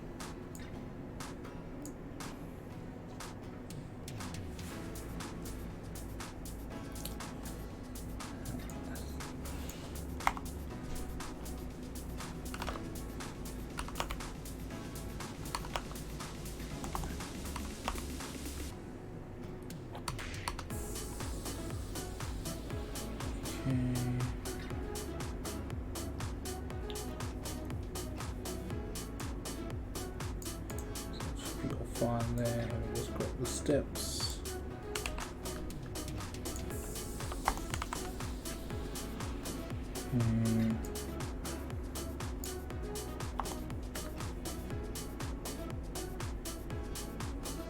I think we actually need to do that, just thinking. We did want to just make sure we get the right.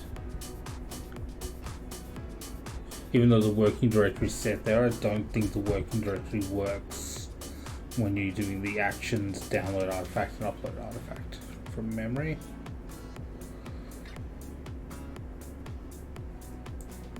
And we can just call that shared, that's fine. Okay.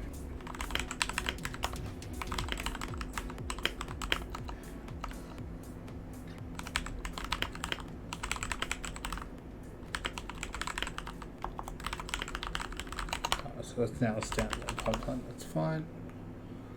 Push that up.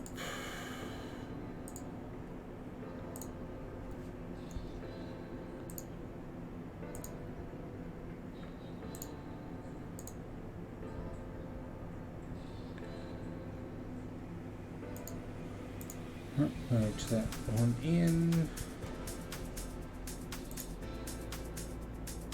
Alright. So now we shouldn't have any reusable workflow in here. So that's triggered. Let's see if I got any of that right.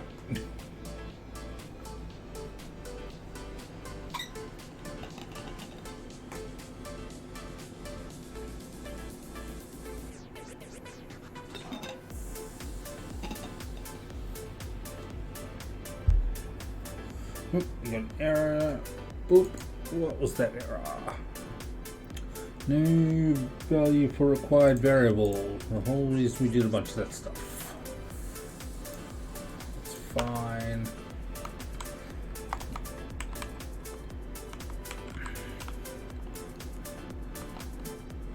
What did I call it?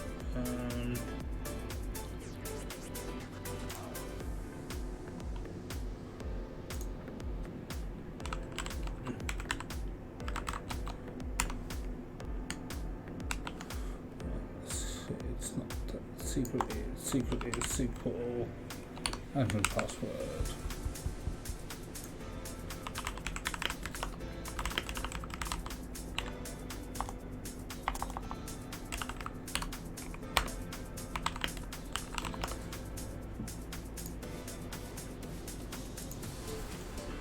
Alrighty.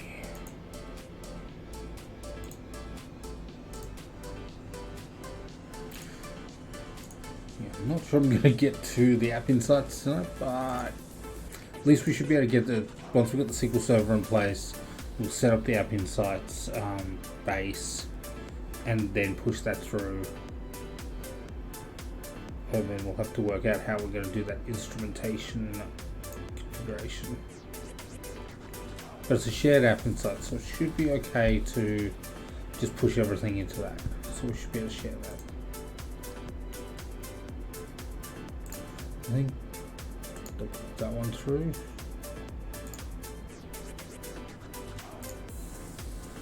Alright, let's run the workflow.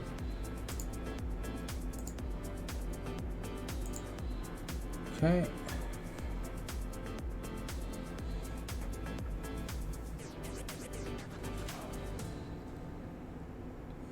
Initializing backend.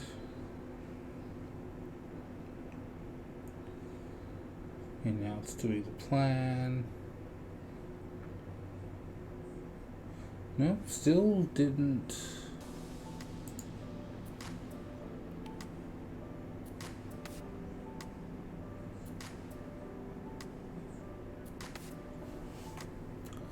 Still didn't do that.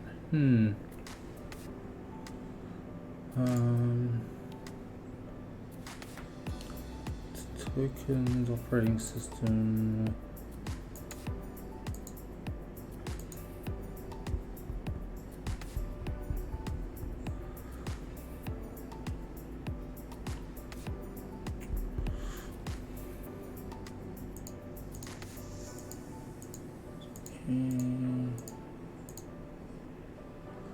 Why are we not getting this set?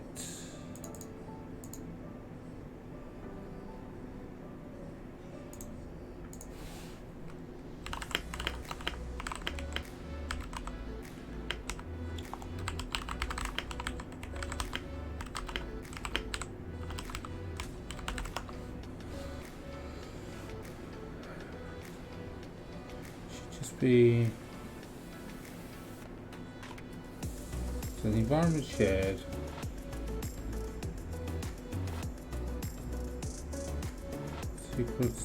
SQL admin password. That's what I called it, I'm pretty sure. Let's check the settings. Shared, we have one secret and it's SQL admin password. Pretty sure. I'm pretty sure that's what I called it. I don't have a case issue here, do I? No, it's capital S shared. An environment.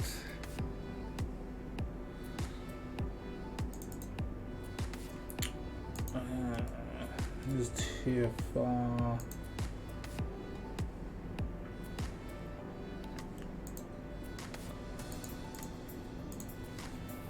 Okay.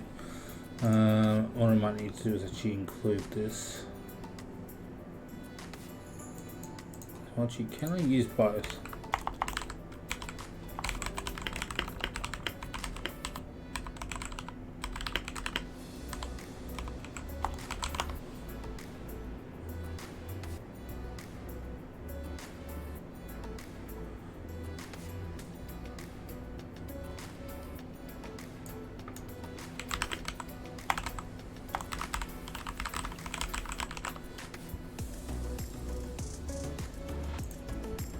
Can I use both of these things?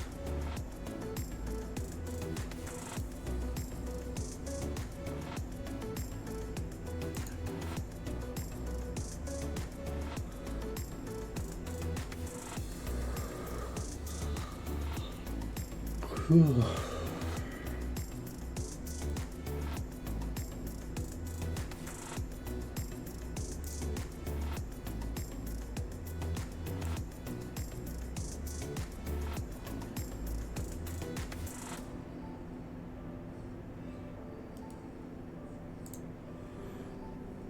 If I misspelt, maybe it's TFR. Oops.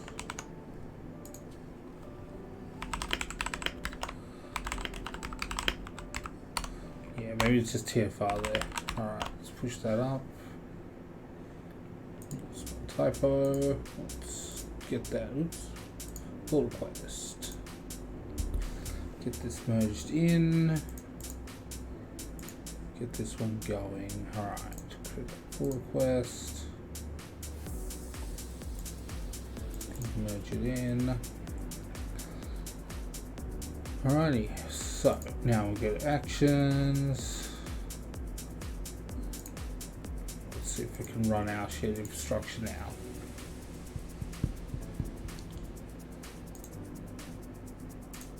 Alright, it's running.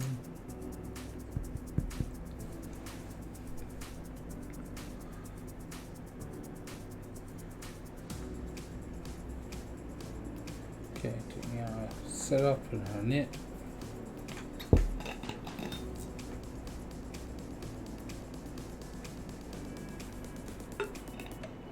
Okay.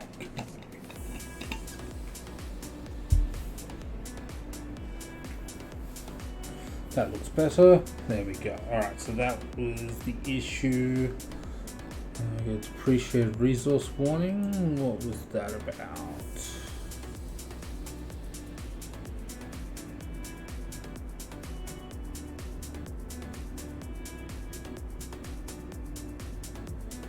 Okay, I've got to appreciate. I use Copilot, so that kind of makes sense. That's a little out of date, but that's right. We can deal with that one later.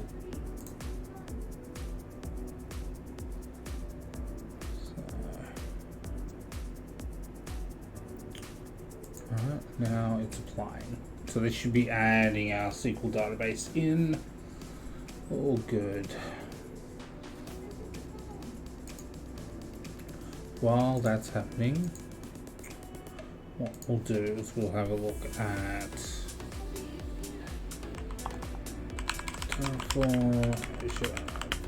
sites. How do I add application insights into here?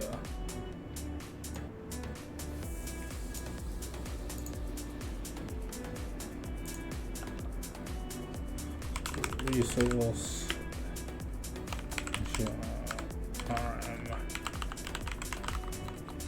sites. Okay.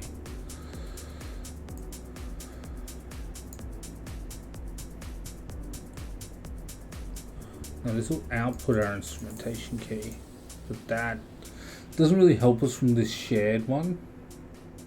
So we might have to just leave that as something we have to update manually for the moment. Oh yeah, that's good. We'll need the workspace as well, which we don't have.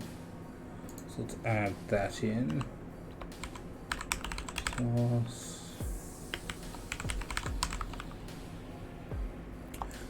Resource stronger than none. Resource.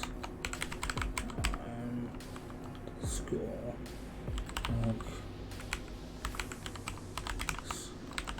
Space. Okay, so let's log out includes workspace shared.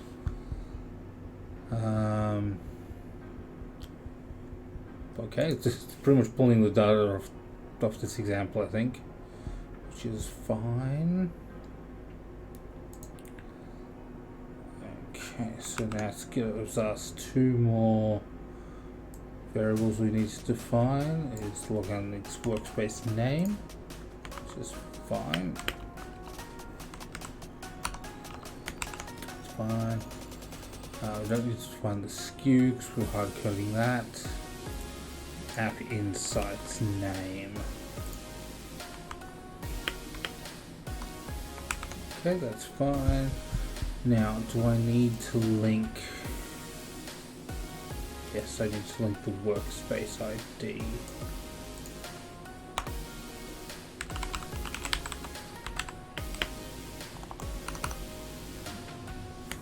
That should be fine.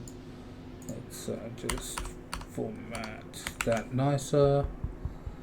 Cool. Alright, so that gives us those two things. Alright, let's go see how did this go. Alright, that says that's created, so let's go look at shared.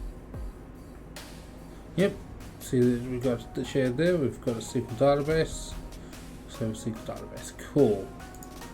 Alright, well let's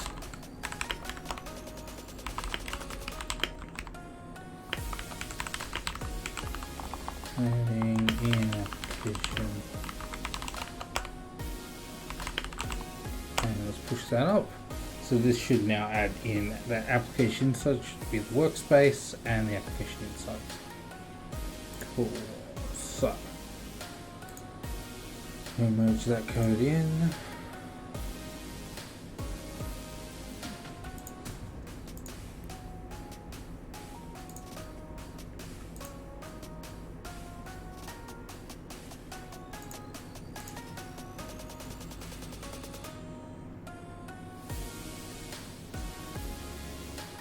Okay, so that should be in. So let's now go and rerun that shared infrastructure pipeline and go deploy that. Alrighty, so that should be deploying that last one. So that will give us, so we've got both the database, log on its workspace, and the application insights. So we should be adding the workspace and the application insights. So then what we need to do, errors. It does not like something I've done in here. Did I not? Value for undeclared variable. Oh, gotta add it into your variables. Jump to step. Okay. So variable. Okay. Site's name.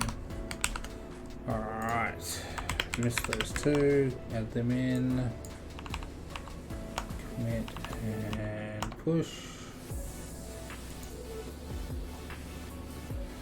And go do that pull request again.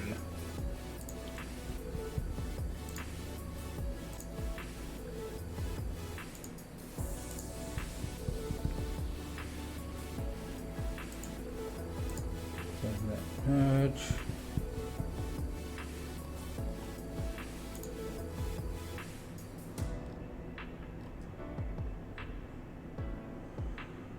Okay, let's try that one again.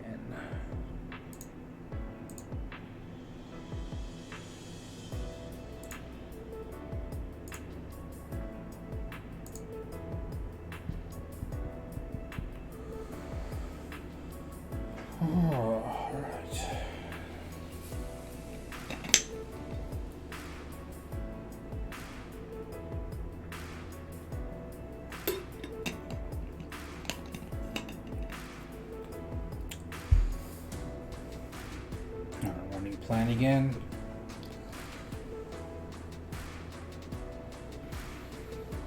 So what I'm going to think of here is now, once I've got this in place, how do I share the connection string to the applications? Right, that should have been the plan. Let's have a look. That'll create the application insight and the workspace shared. Still giving me that depreciation warning, which we will need to sort out at some point. Which will need a database redeployment when it does it, but we'll deal with that when it does. Okay.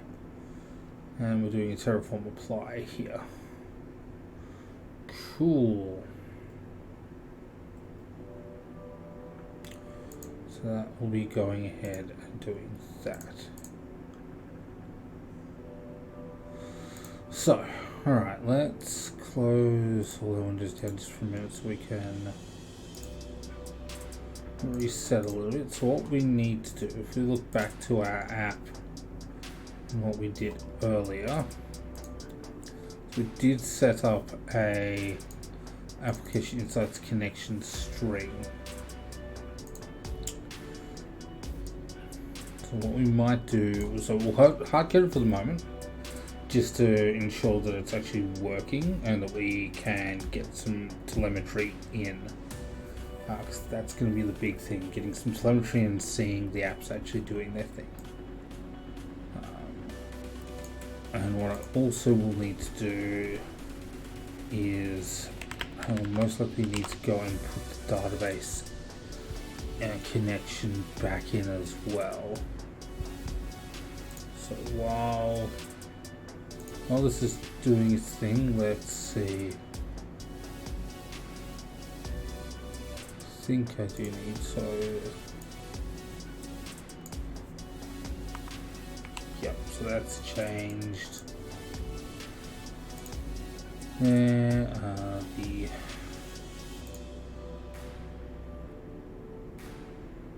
database itself, Twitch app. Yep, that's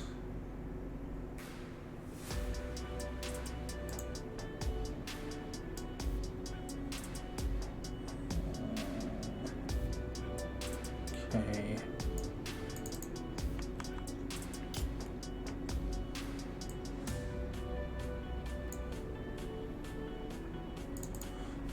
Which one am I using there? Do I have both?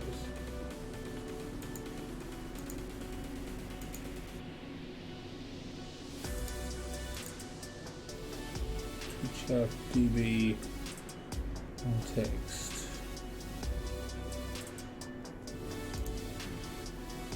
I'm only using the switch up DB context though. I'm using this other context, so that's fine. let's just go and, again, we're using a shared database for all this at the moment. Should most probably set up multiple databases, but for the moment, so we'll just set these up here and then grab this one, but we know this one will be changing in a moment. I clearly didn't copy that, or I did, and I did something wrong. Alright, now I definitely pasted over the thing I meant to copy. There we go.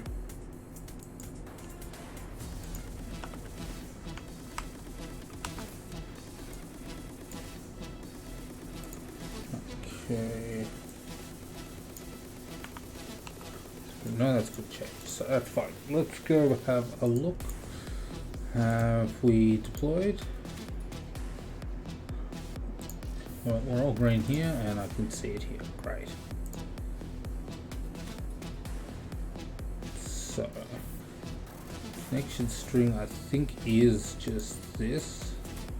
So let's go and update that in all of our configs.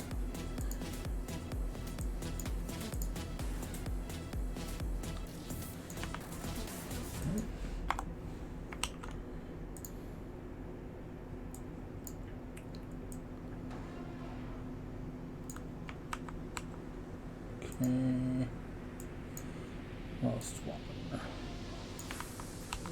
Alright, so that should be all of those. Cool. So,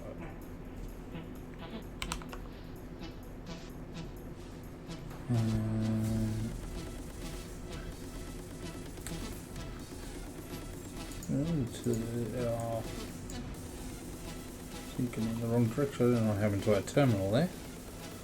Terminal seems to have bounced. So that's alright. Let's no, wasn't the wrong one. Obviously just bounced too far out. Alright.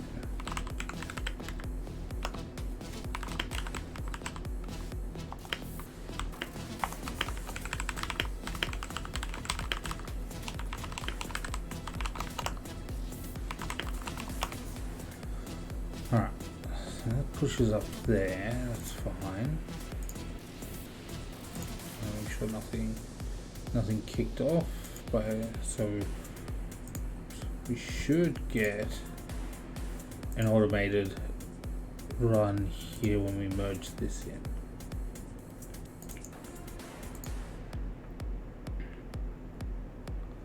Alright, so we merge that, confirm. Okay, so we should see here is a merge and a failure. Workflow is not valid. Alright. That's alright. Okay.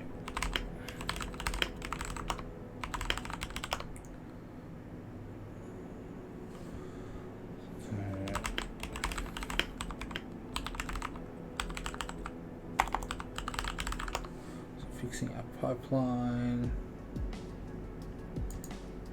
Alright, so what is the problem here? Line 75, column 2, it doesn't like. It doesn't like that. It's just variable. No.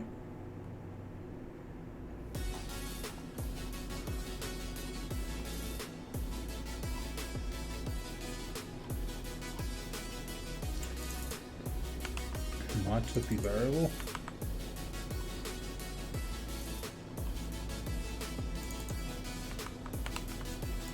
Well, we'll try it.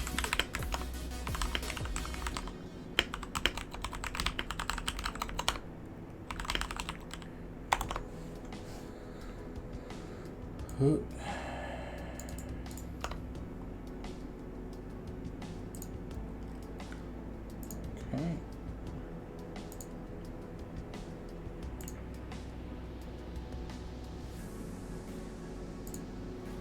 merge in that request. Should kick off the pipeline for us. Actually, it won't because that was only in the pipeline. So we'll go kick that one off ourselves. Actually, I should, since I'm going to kick it off myself, I should do it from the pipeline rather than merging the change in until I know the change is good. Alright. Still doesn't like that variable. Okay, how do I get that variable?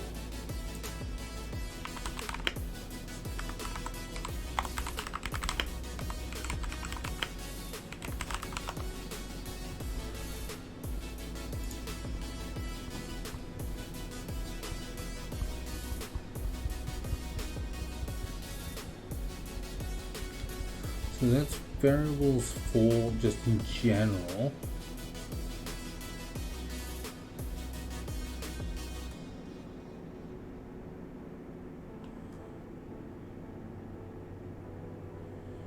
Yeah, okay, I've done it in the variable.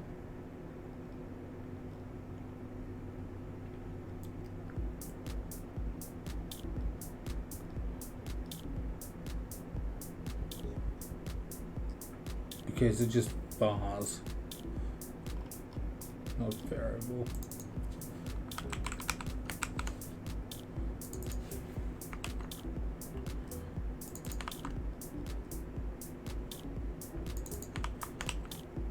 So the other one's secret, so I would have assumed it was. Oh.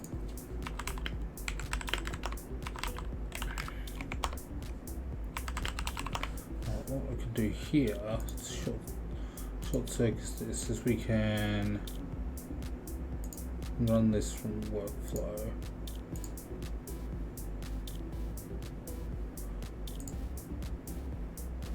Nope, still. Did I miss one? Oh no, ran it from main. That would be the problem. So we don't want main, we want it from fixing a pipeline. Alright, now it's running. Okay.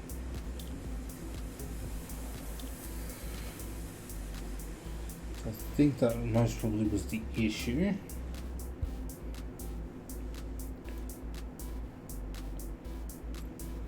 Now this will fail most likely because I don't have the authentication.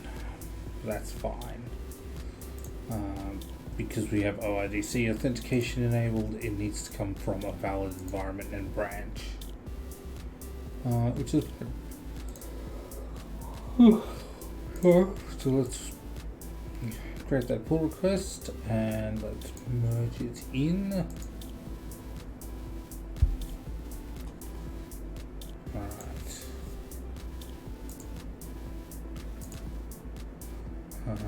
Again, because the changes are only inside the workflow, they're not inside the app itself. It doesn't auto trigger.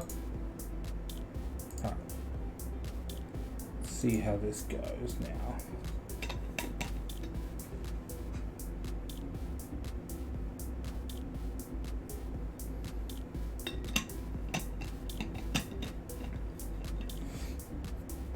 Alright, so logged in. Alright, and we have an error.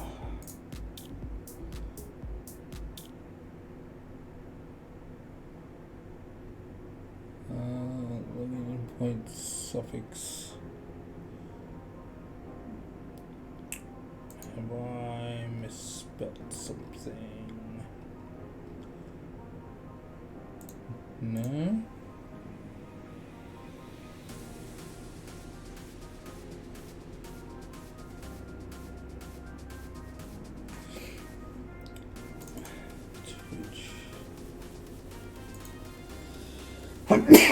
Sorry, excuse me. Alright, so apparently couldn't find. Because I have changed the name. Okay, that's fine. We can fix that. So that's the registry login server.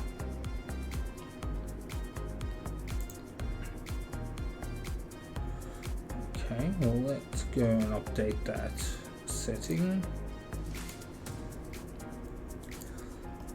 This should be in our actions and our secrets, and that should be the login server. So we just go and paste. Now that should be enough there. Okay, it's going to ask me to do a verification because I am changing a secret. So that's fair enough. So let's see.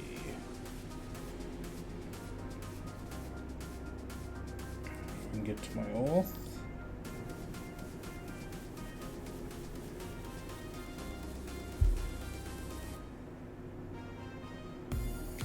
This one, okay.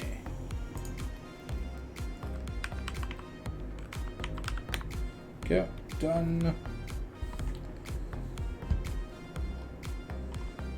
Alright, let's try and rerun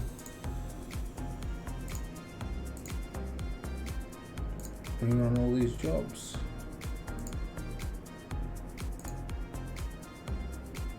See if we can find the repository now.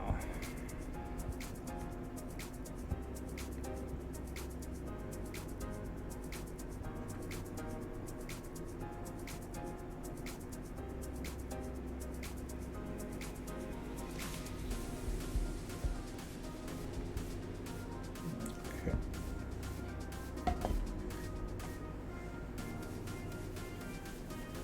Alright, looks like that's working now. That's good.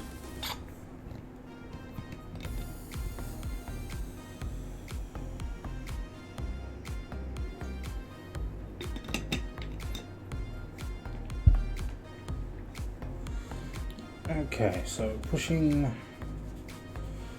those layers up, building that image, so that then we'll have that image with the build number on it. So this will be a test of this too, because we haven't actually tested this part yet, is passing through that image name to each step, but we'll find out in a minute if that part works as well.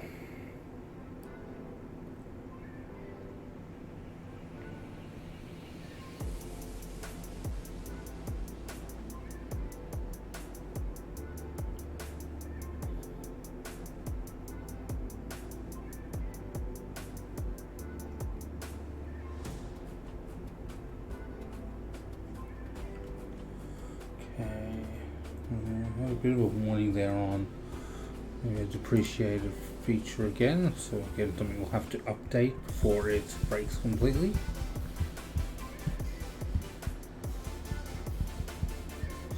Okay, now we have a deploy to the Azure App Service. So this should be deploying to dev, and it's not going to work because we haven't given any credentials. Okay, cool. But set output.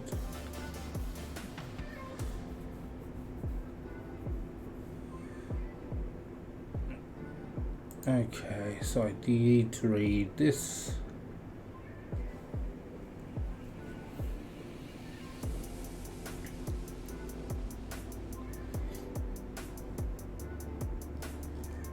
Okay, so I'll do this today, like right now, but this is certainly something on our list to go and do, but we'll keep seeing this warning, which should keep telling us that we need to do that. But for now, we need to fix the pipeline.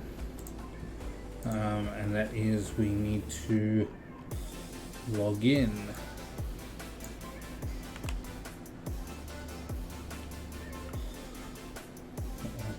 So we have to log in to dev.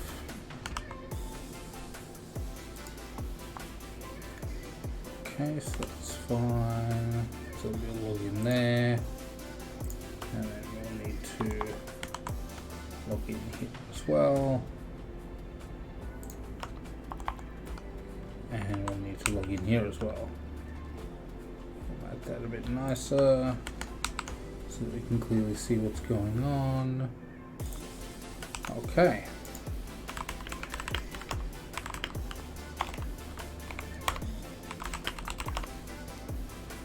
That one up. Let's just merge this one to main. Should be fine. Create pull requests. And we're going to merge that pull request. Okay. And then let's rerun this workflow.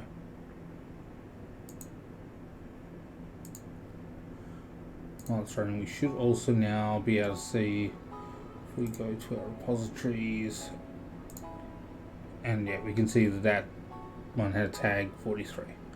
We'll look at semantic versioning later, but for now, there's just incremental tags should be fine. So semantic versioning will matter more when we start to do like release branches and that kind of setup and workflow.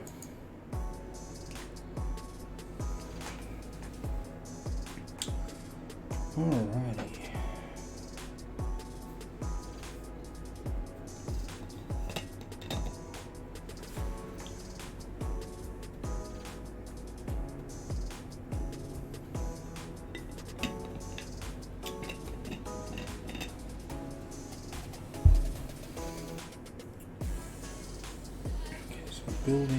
Building an image, pushing that across.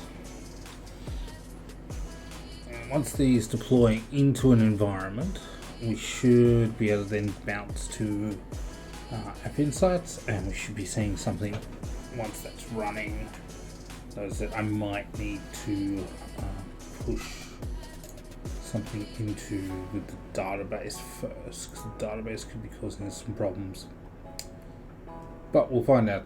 So I'm pretty sure it's going to give us problems if we have to wipe the database completely and restart it. So that's fine. Alright, deploy. Sorry. Okay.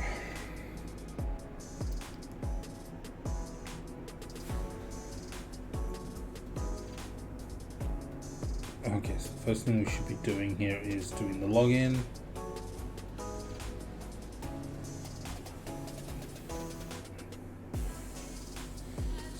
It's logging in for us for an environment. I'm pretty sure I set up 3 environments. I did. So at least I've set up dev. So dev is working and we've got our login based off our claim. Alright. And now we are deploying our app service. So this should be deploying into, if I go to our resource groups, dev, we have our Twitch app, so Twitch app dev app, verbose name, but that's where that should be deploying to. Now it looks like that has happened. So now it's just going to deploy straight to test, so it's going to deploy to each of the environments one by one. Obviously you're going to, in a proper system, you'll want effectively a manual gate here, which asks for someone to approve being moved into test, and same with production. You'll want an approval gate that says, okay, someone has to click OK before this progresses. So, and the one for test, you can there are ways to automate it. There are ways to kind of run. So you deploy to dev, run a bunch of automated testing. And then if that automated testing comes back okay, then it can automatically progress to test. But most organizations are going to want some kind of manual step there.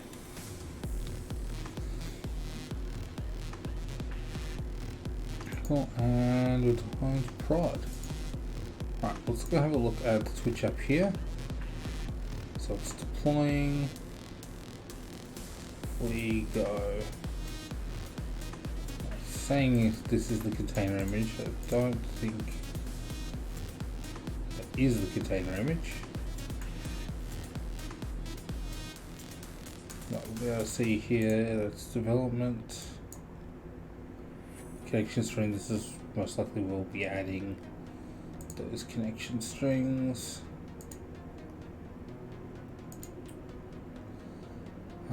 Let's give it a start and see if it starts. May not, because I think this is going to cause a problem. Did we set that specifically somewhere? We should be using the image name here.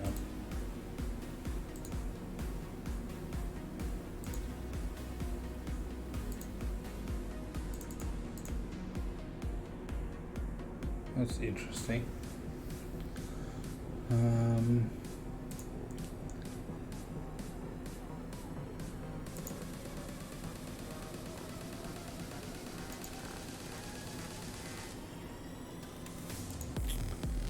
Yeah, don't know what to do that. So have a look at the other one too and see prod.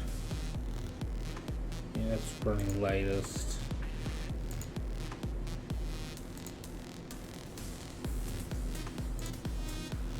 That's running test. Okay. It's not really what we want at the moment. We want it to be running those tags.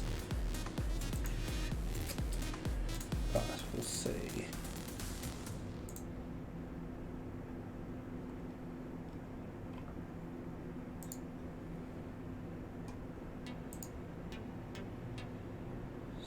Supposedly that's running, though I don't quite believe it.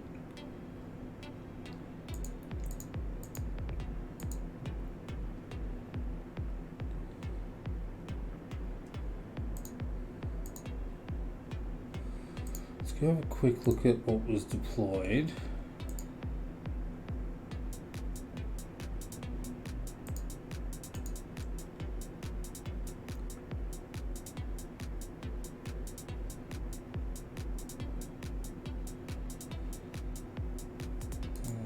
Deploy logs, see if we can. What did the deploy logs tell us? Very small, unfortunately. What I'm looking for is to see if it tells me what container is deployed. It doesn't seem to be. Okay. And yeah, got an application error there. Not super surprised at.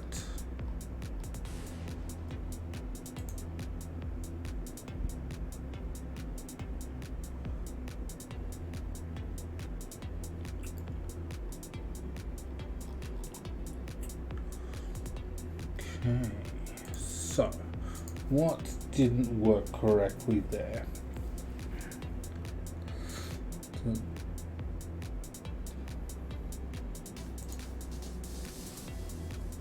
The container image here is incorrect anyway, so I think this maybe needs to be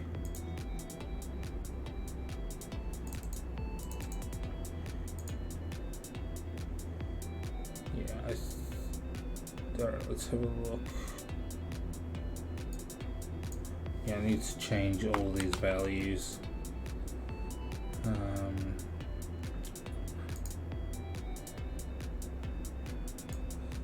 That's going to cause some problems. Now, that's also going to cause some problems with having the tag name there.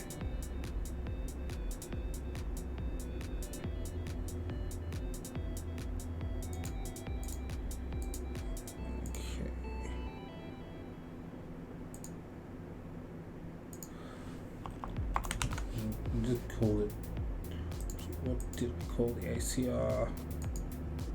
Make sure I get this right. It's Twitch app ACR app.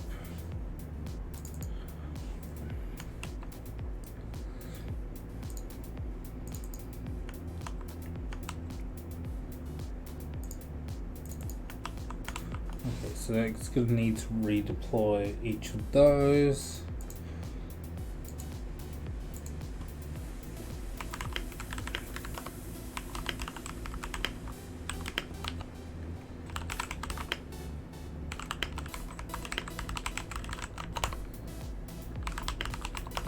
Right, so that's going to need a trigger there. Okay.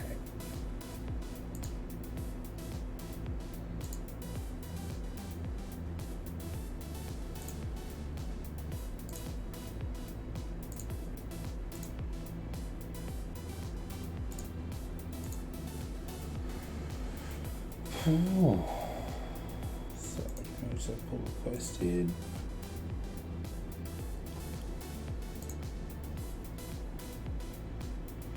Okay, we're going to need to run this infrastructure deployment.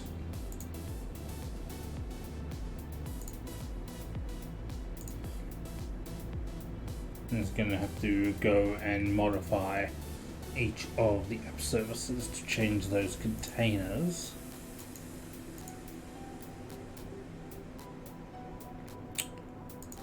I'm still surprised that the deployment didn't change. Deploy to Azure App Service didn't change the image name.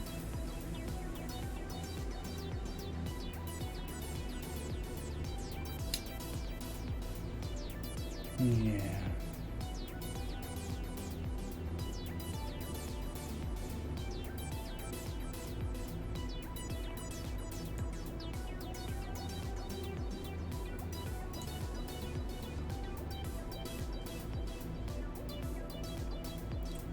Right, let's see.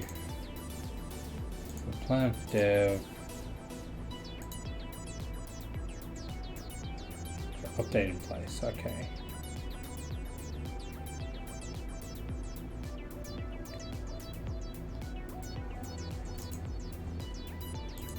So that should be fine, so to apply across all of the app instances. And what we'll do, just let's compile again and see what it thinks.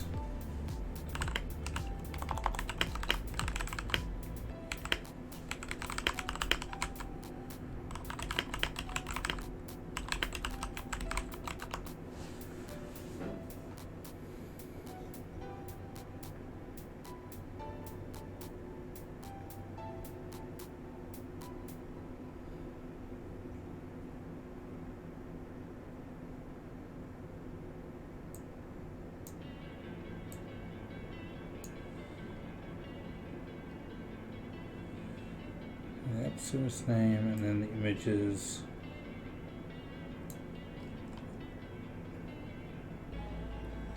We should include we're including the tag in the output name.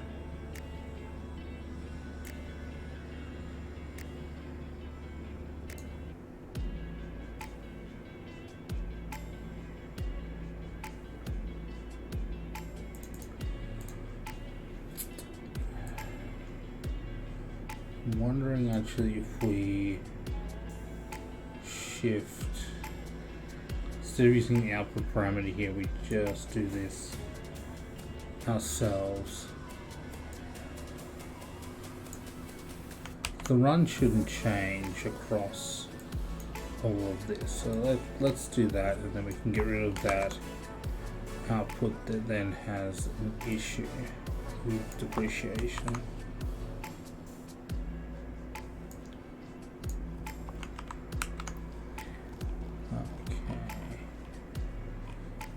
Can get rid of this. Oh, I messed up there.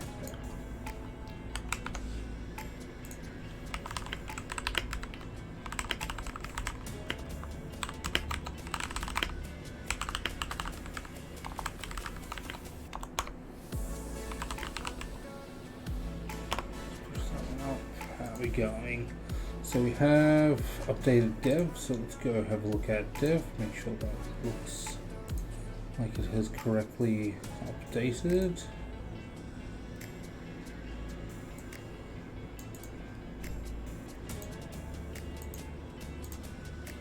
Yep, that looks better. I'm still using the wrong tag, but that's right. We'll try and get that to update.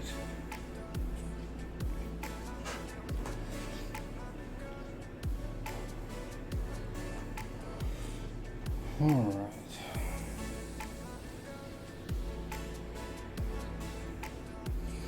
Yeah, unfortunately, we didn't get too much App Insight stuff here. We have set up the App Insights base instance, and we did set up some telemetry code.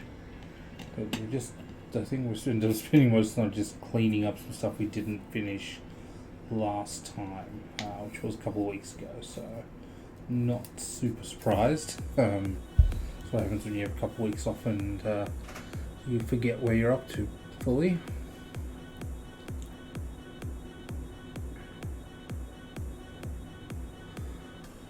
So we're still doing the apply here, which just takes a little while. The dev apply took 45 seconds. Test apply is just taking a bit longer for some reason. Okay.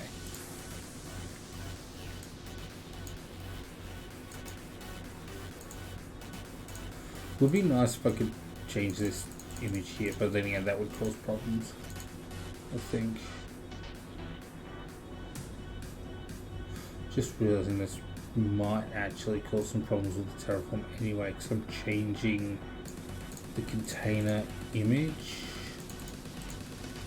I'm going to rerun that.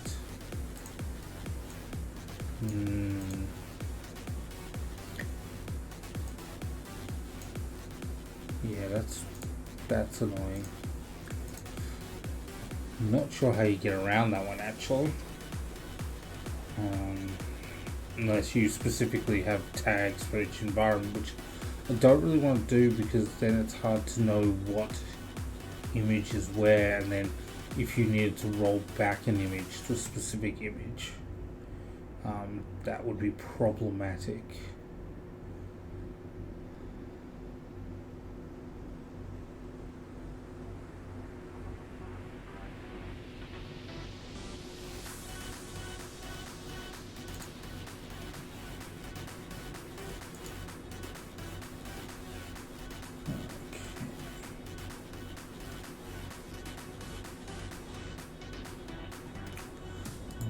Just check. I don't think it will be running. Pretty sure it might be. Alright, let's go to the prod apply, planner apply. Yeah, that's not working, not surprised.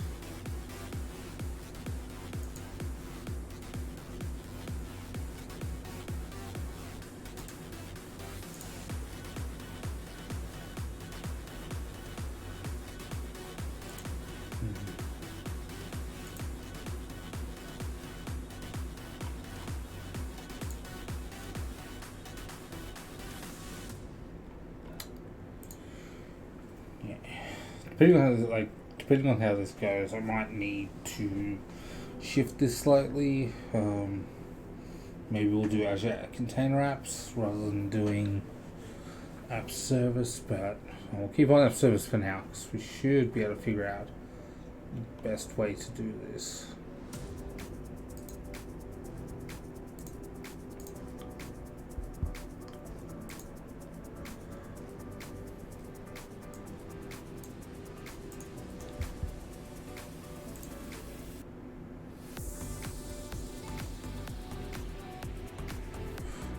Copilot has anything.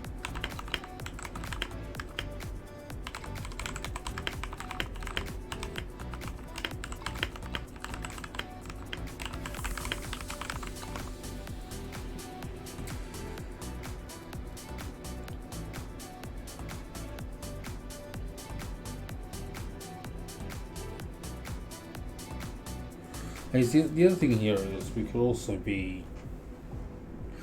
might end up needing to do these deployments using Terraform. So at the moment we're using Azure CLI to messages just use Azure CLI behind the scenes.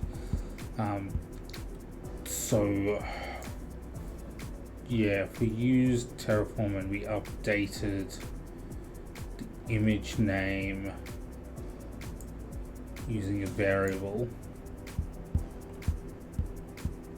then that might work a bit better. And then that means we would be using this update in place when we updated our apps. Okay, so they're all done. So let's go push that. So let's merge that latest change and see if that lets us do that.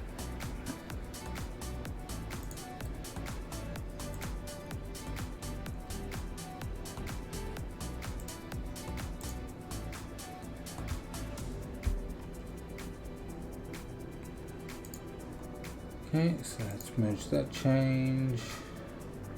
Then let's do an app service build. Yeah, I have a feeling that's what we might end up doing, is we will shift from using the Azure App Service stuff here, and we would instead use Terraform, and we would modify the Terraform with a variable for the image name, which would be,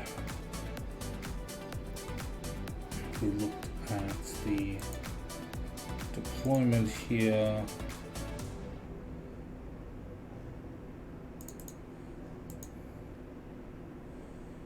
so it would have been, so this would just be deploying the one, so it's a Docker image name here. That should be just the tag. We'd just be updating the tag.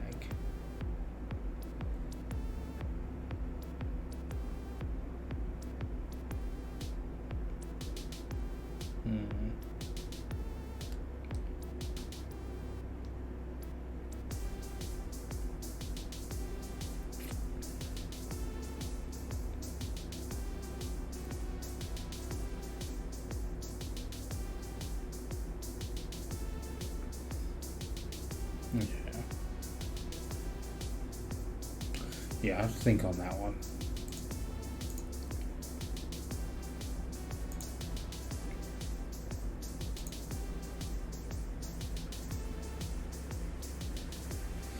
Because yeah, I think if we're updating the container name, we will end up with drift, and we will drift, and then every time we run the Terraform, it'll reset image names, which is not what we want.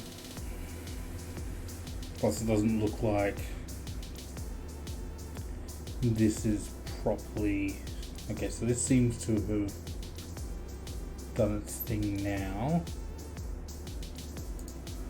Let's go have a look.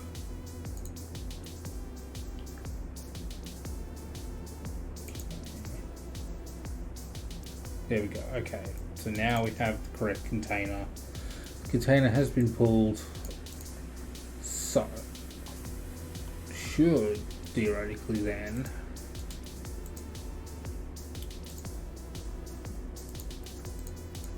so got an issue. Twitch app demo, is that correct name for the container? Now, it could be just taking a while to restart, so, which it can do as well. I don't want that one, or a shared one. So Twitch app demo, and it says 45, and we have 45.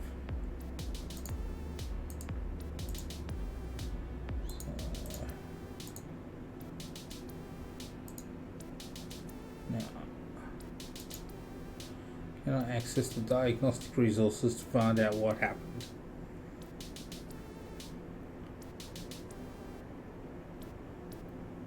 Could be all sorts of things.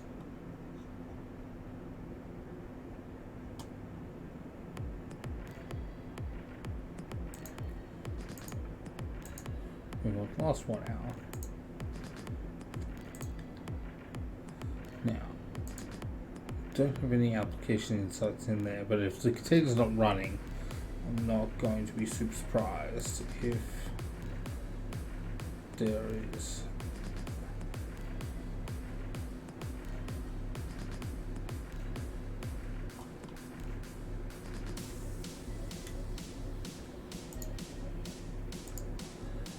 Application logs.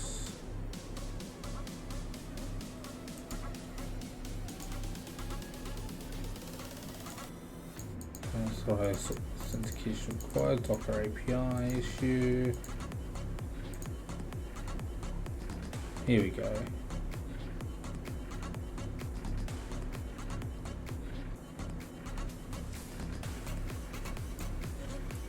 Alright, let's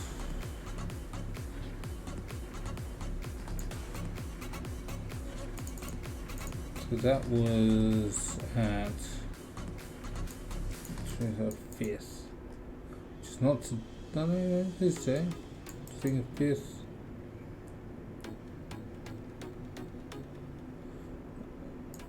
Yeah, okay.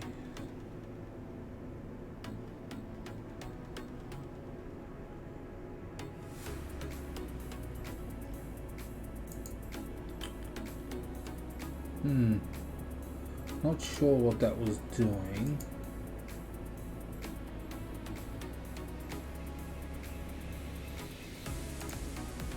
So we can look at the log stream and see if it's having issues pulling the container. It shouldn't.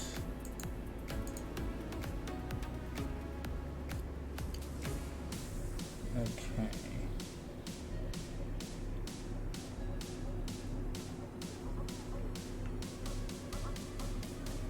Okay, so it is giving me a unauthorized authentication required. Okay. Have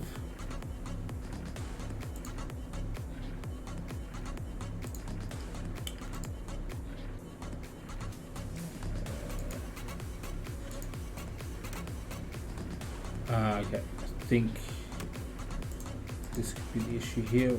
So we need to set up, save ACR port. So we need to add a group role assignment. I'll have to look up how.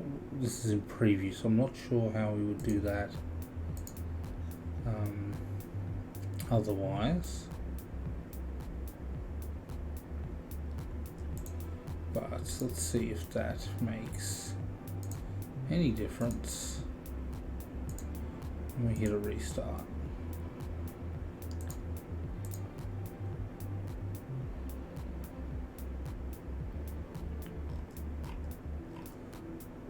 Okay.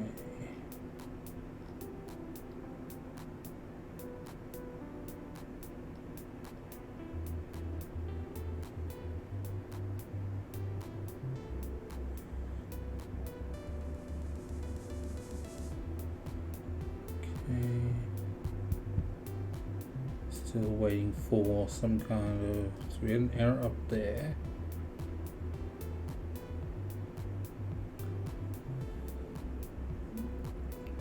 And Docker login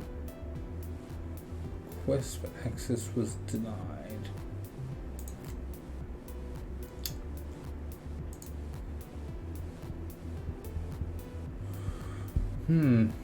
Why is that being?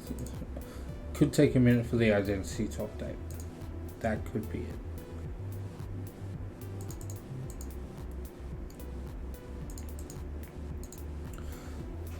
So we should be setting up, and this should have an identity which then can be accessed.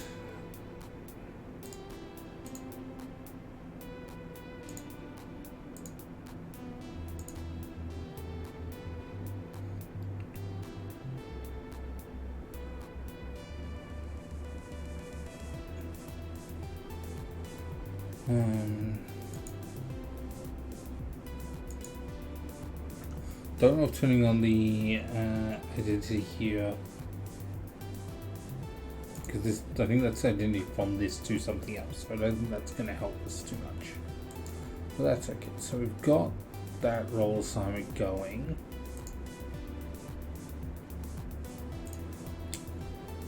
Just gonna have to give it some time, I think, for it to do its thing.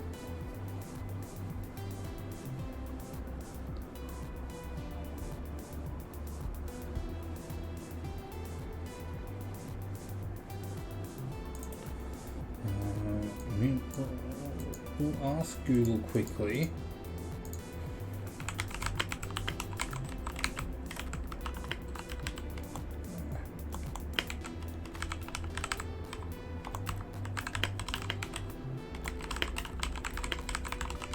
See if there's something there.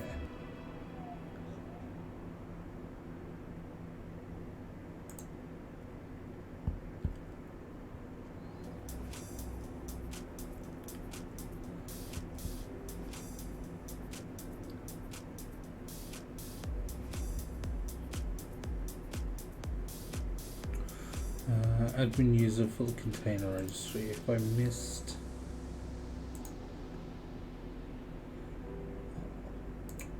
I have to regenerate those keys, but admin user is enabled. Remind myself to regenerate those keys later. Actually, I'll do it now so I don't forget. Just gonna drag this on the screen. So I want those keys to be valid, so we'll just go generate key, generate key. They shouldn't actually be visible to start with, that's not great, but anyway.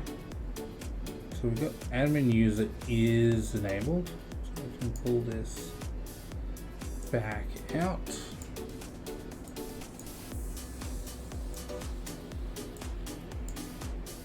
So what else?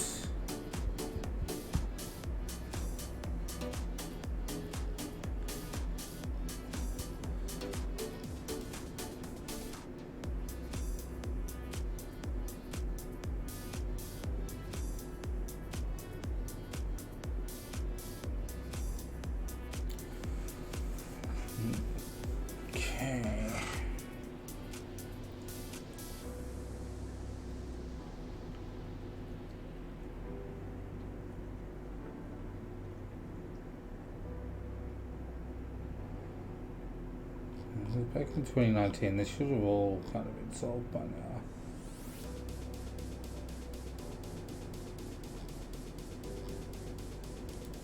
See if I find something more recent.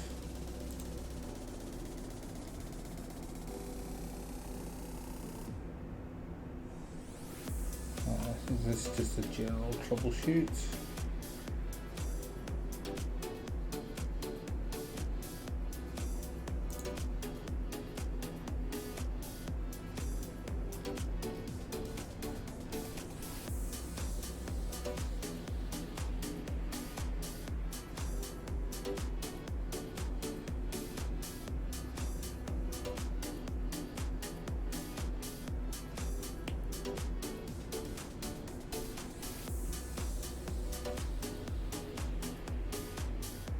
Okay, so we have to, so I've done the identity.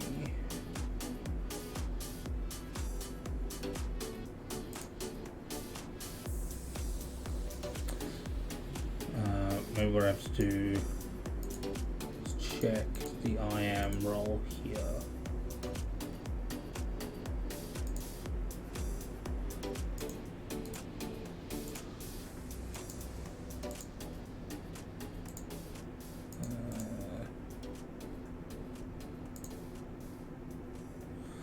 Okay, so if we got this managed identity here, so we do have ACR pool enabled here, so we should be okay. Let's go back and view the log stream. Here we go. I think nope, still login. Right, let's give it a restart.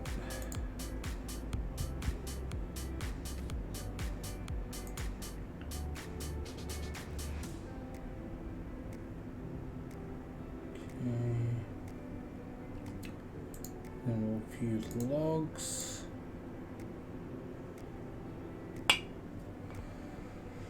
Alrighty, so we're kind of back to the stage of trying to get the Azure Container Services to log in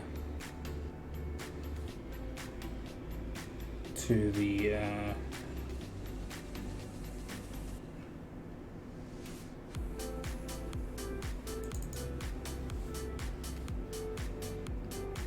it's denied for that.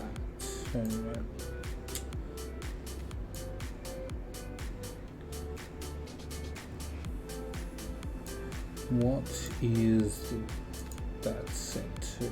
Just thinking, okay, so what we got here, so what I'm looking for in the configuration is what was the registry set to.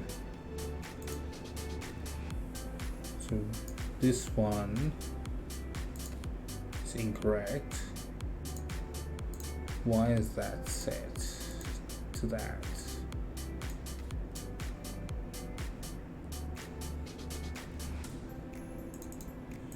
So I'm enabling managed settings here. Aha! Hard coding. Okay, so that's my fault there. Let's quickly just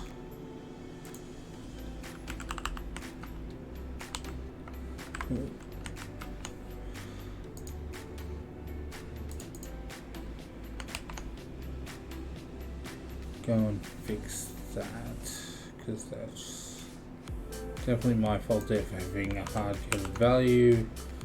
Gonna quickly go and fix that, and then I think I'm gonna call it not on that one.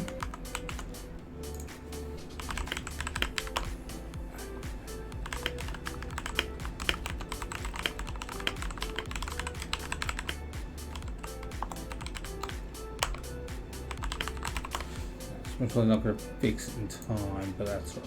We can always revisit this one later. So let's go to pull request.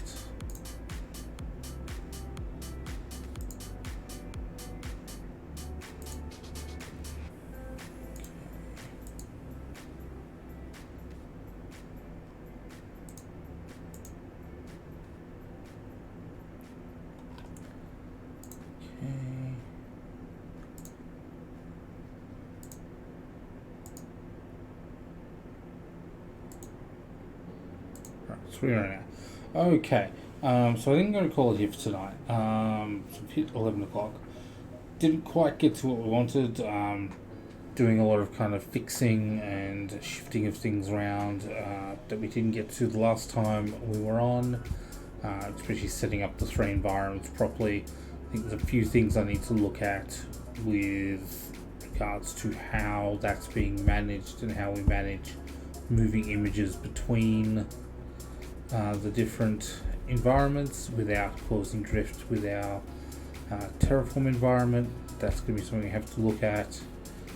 So we might need to be modifying the Terraform as we deploy it.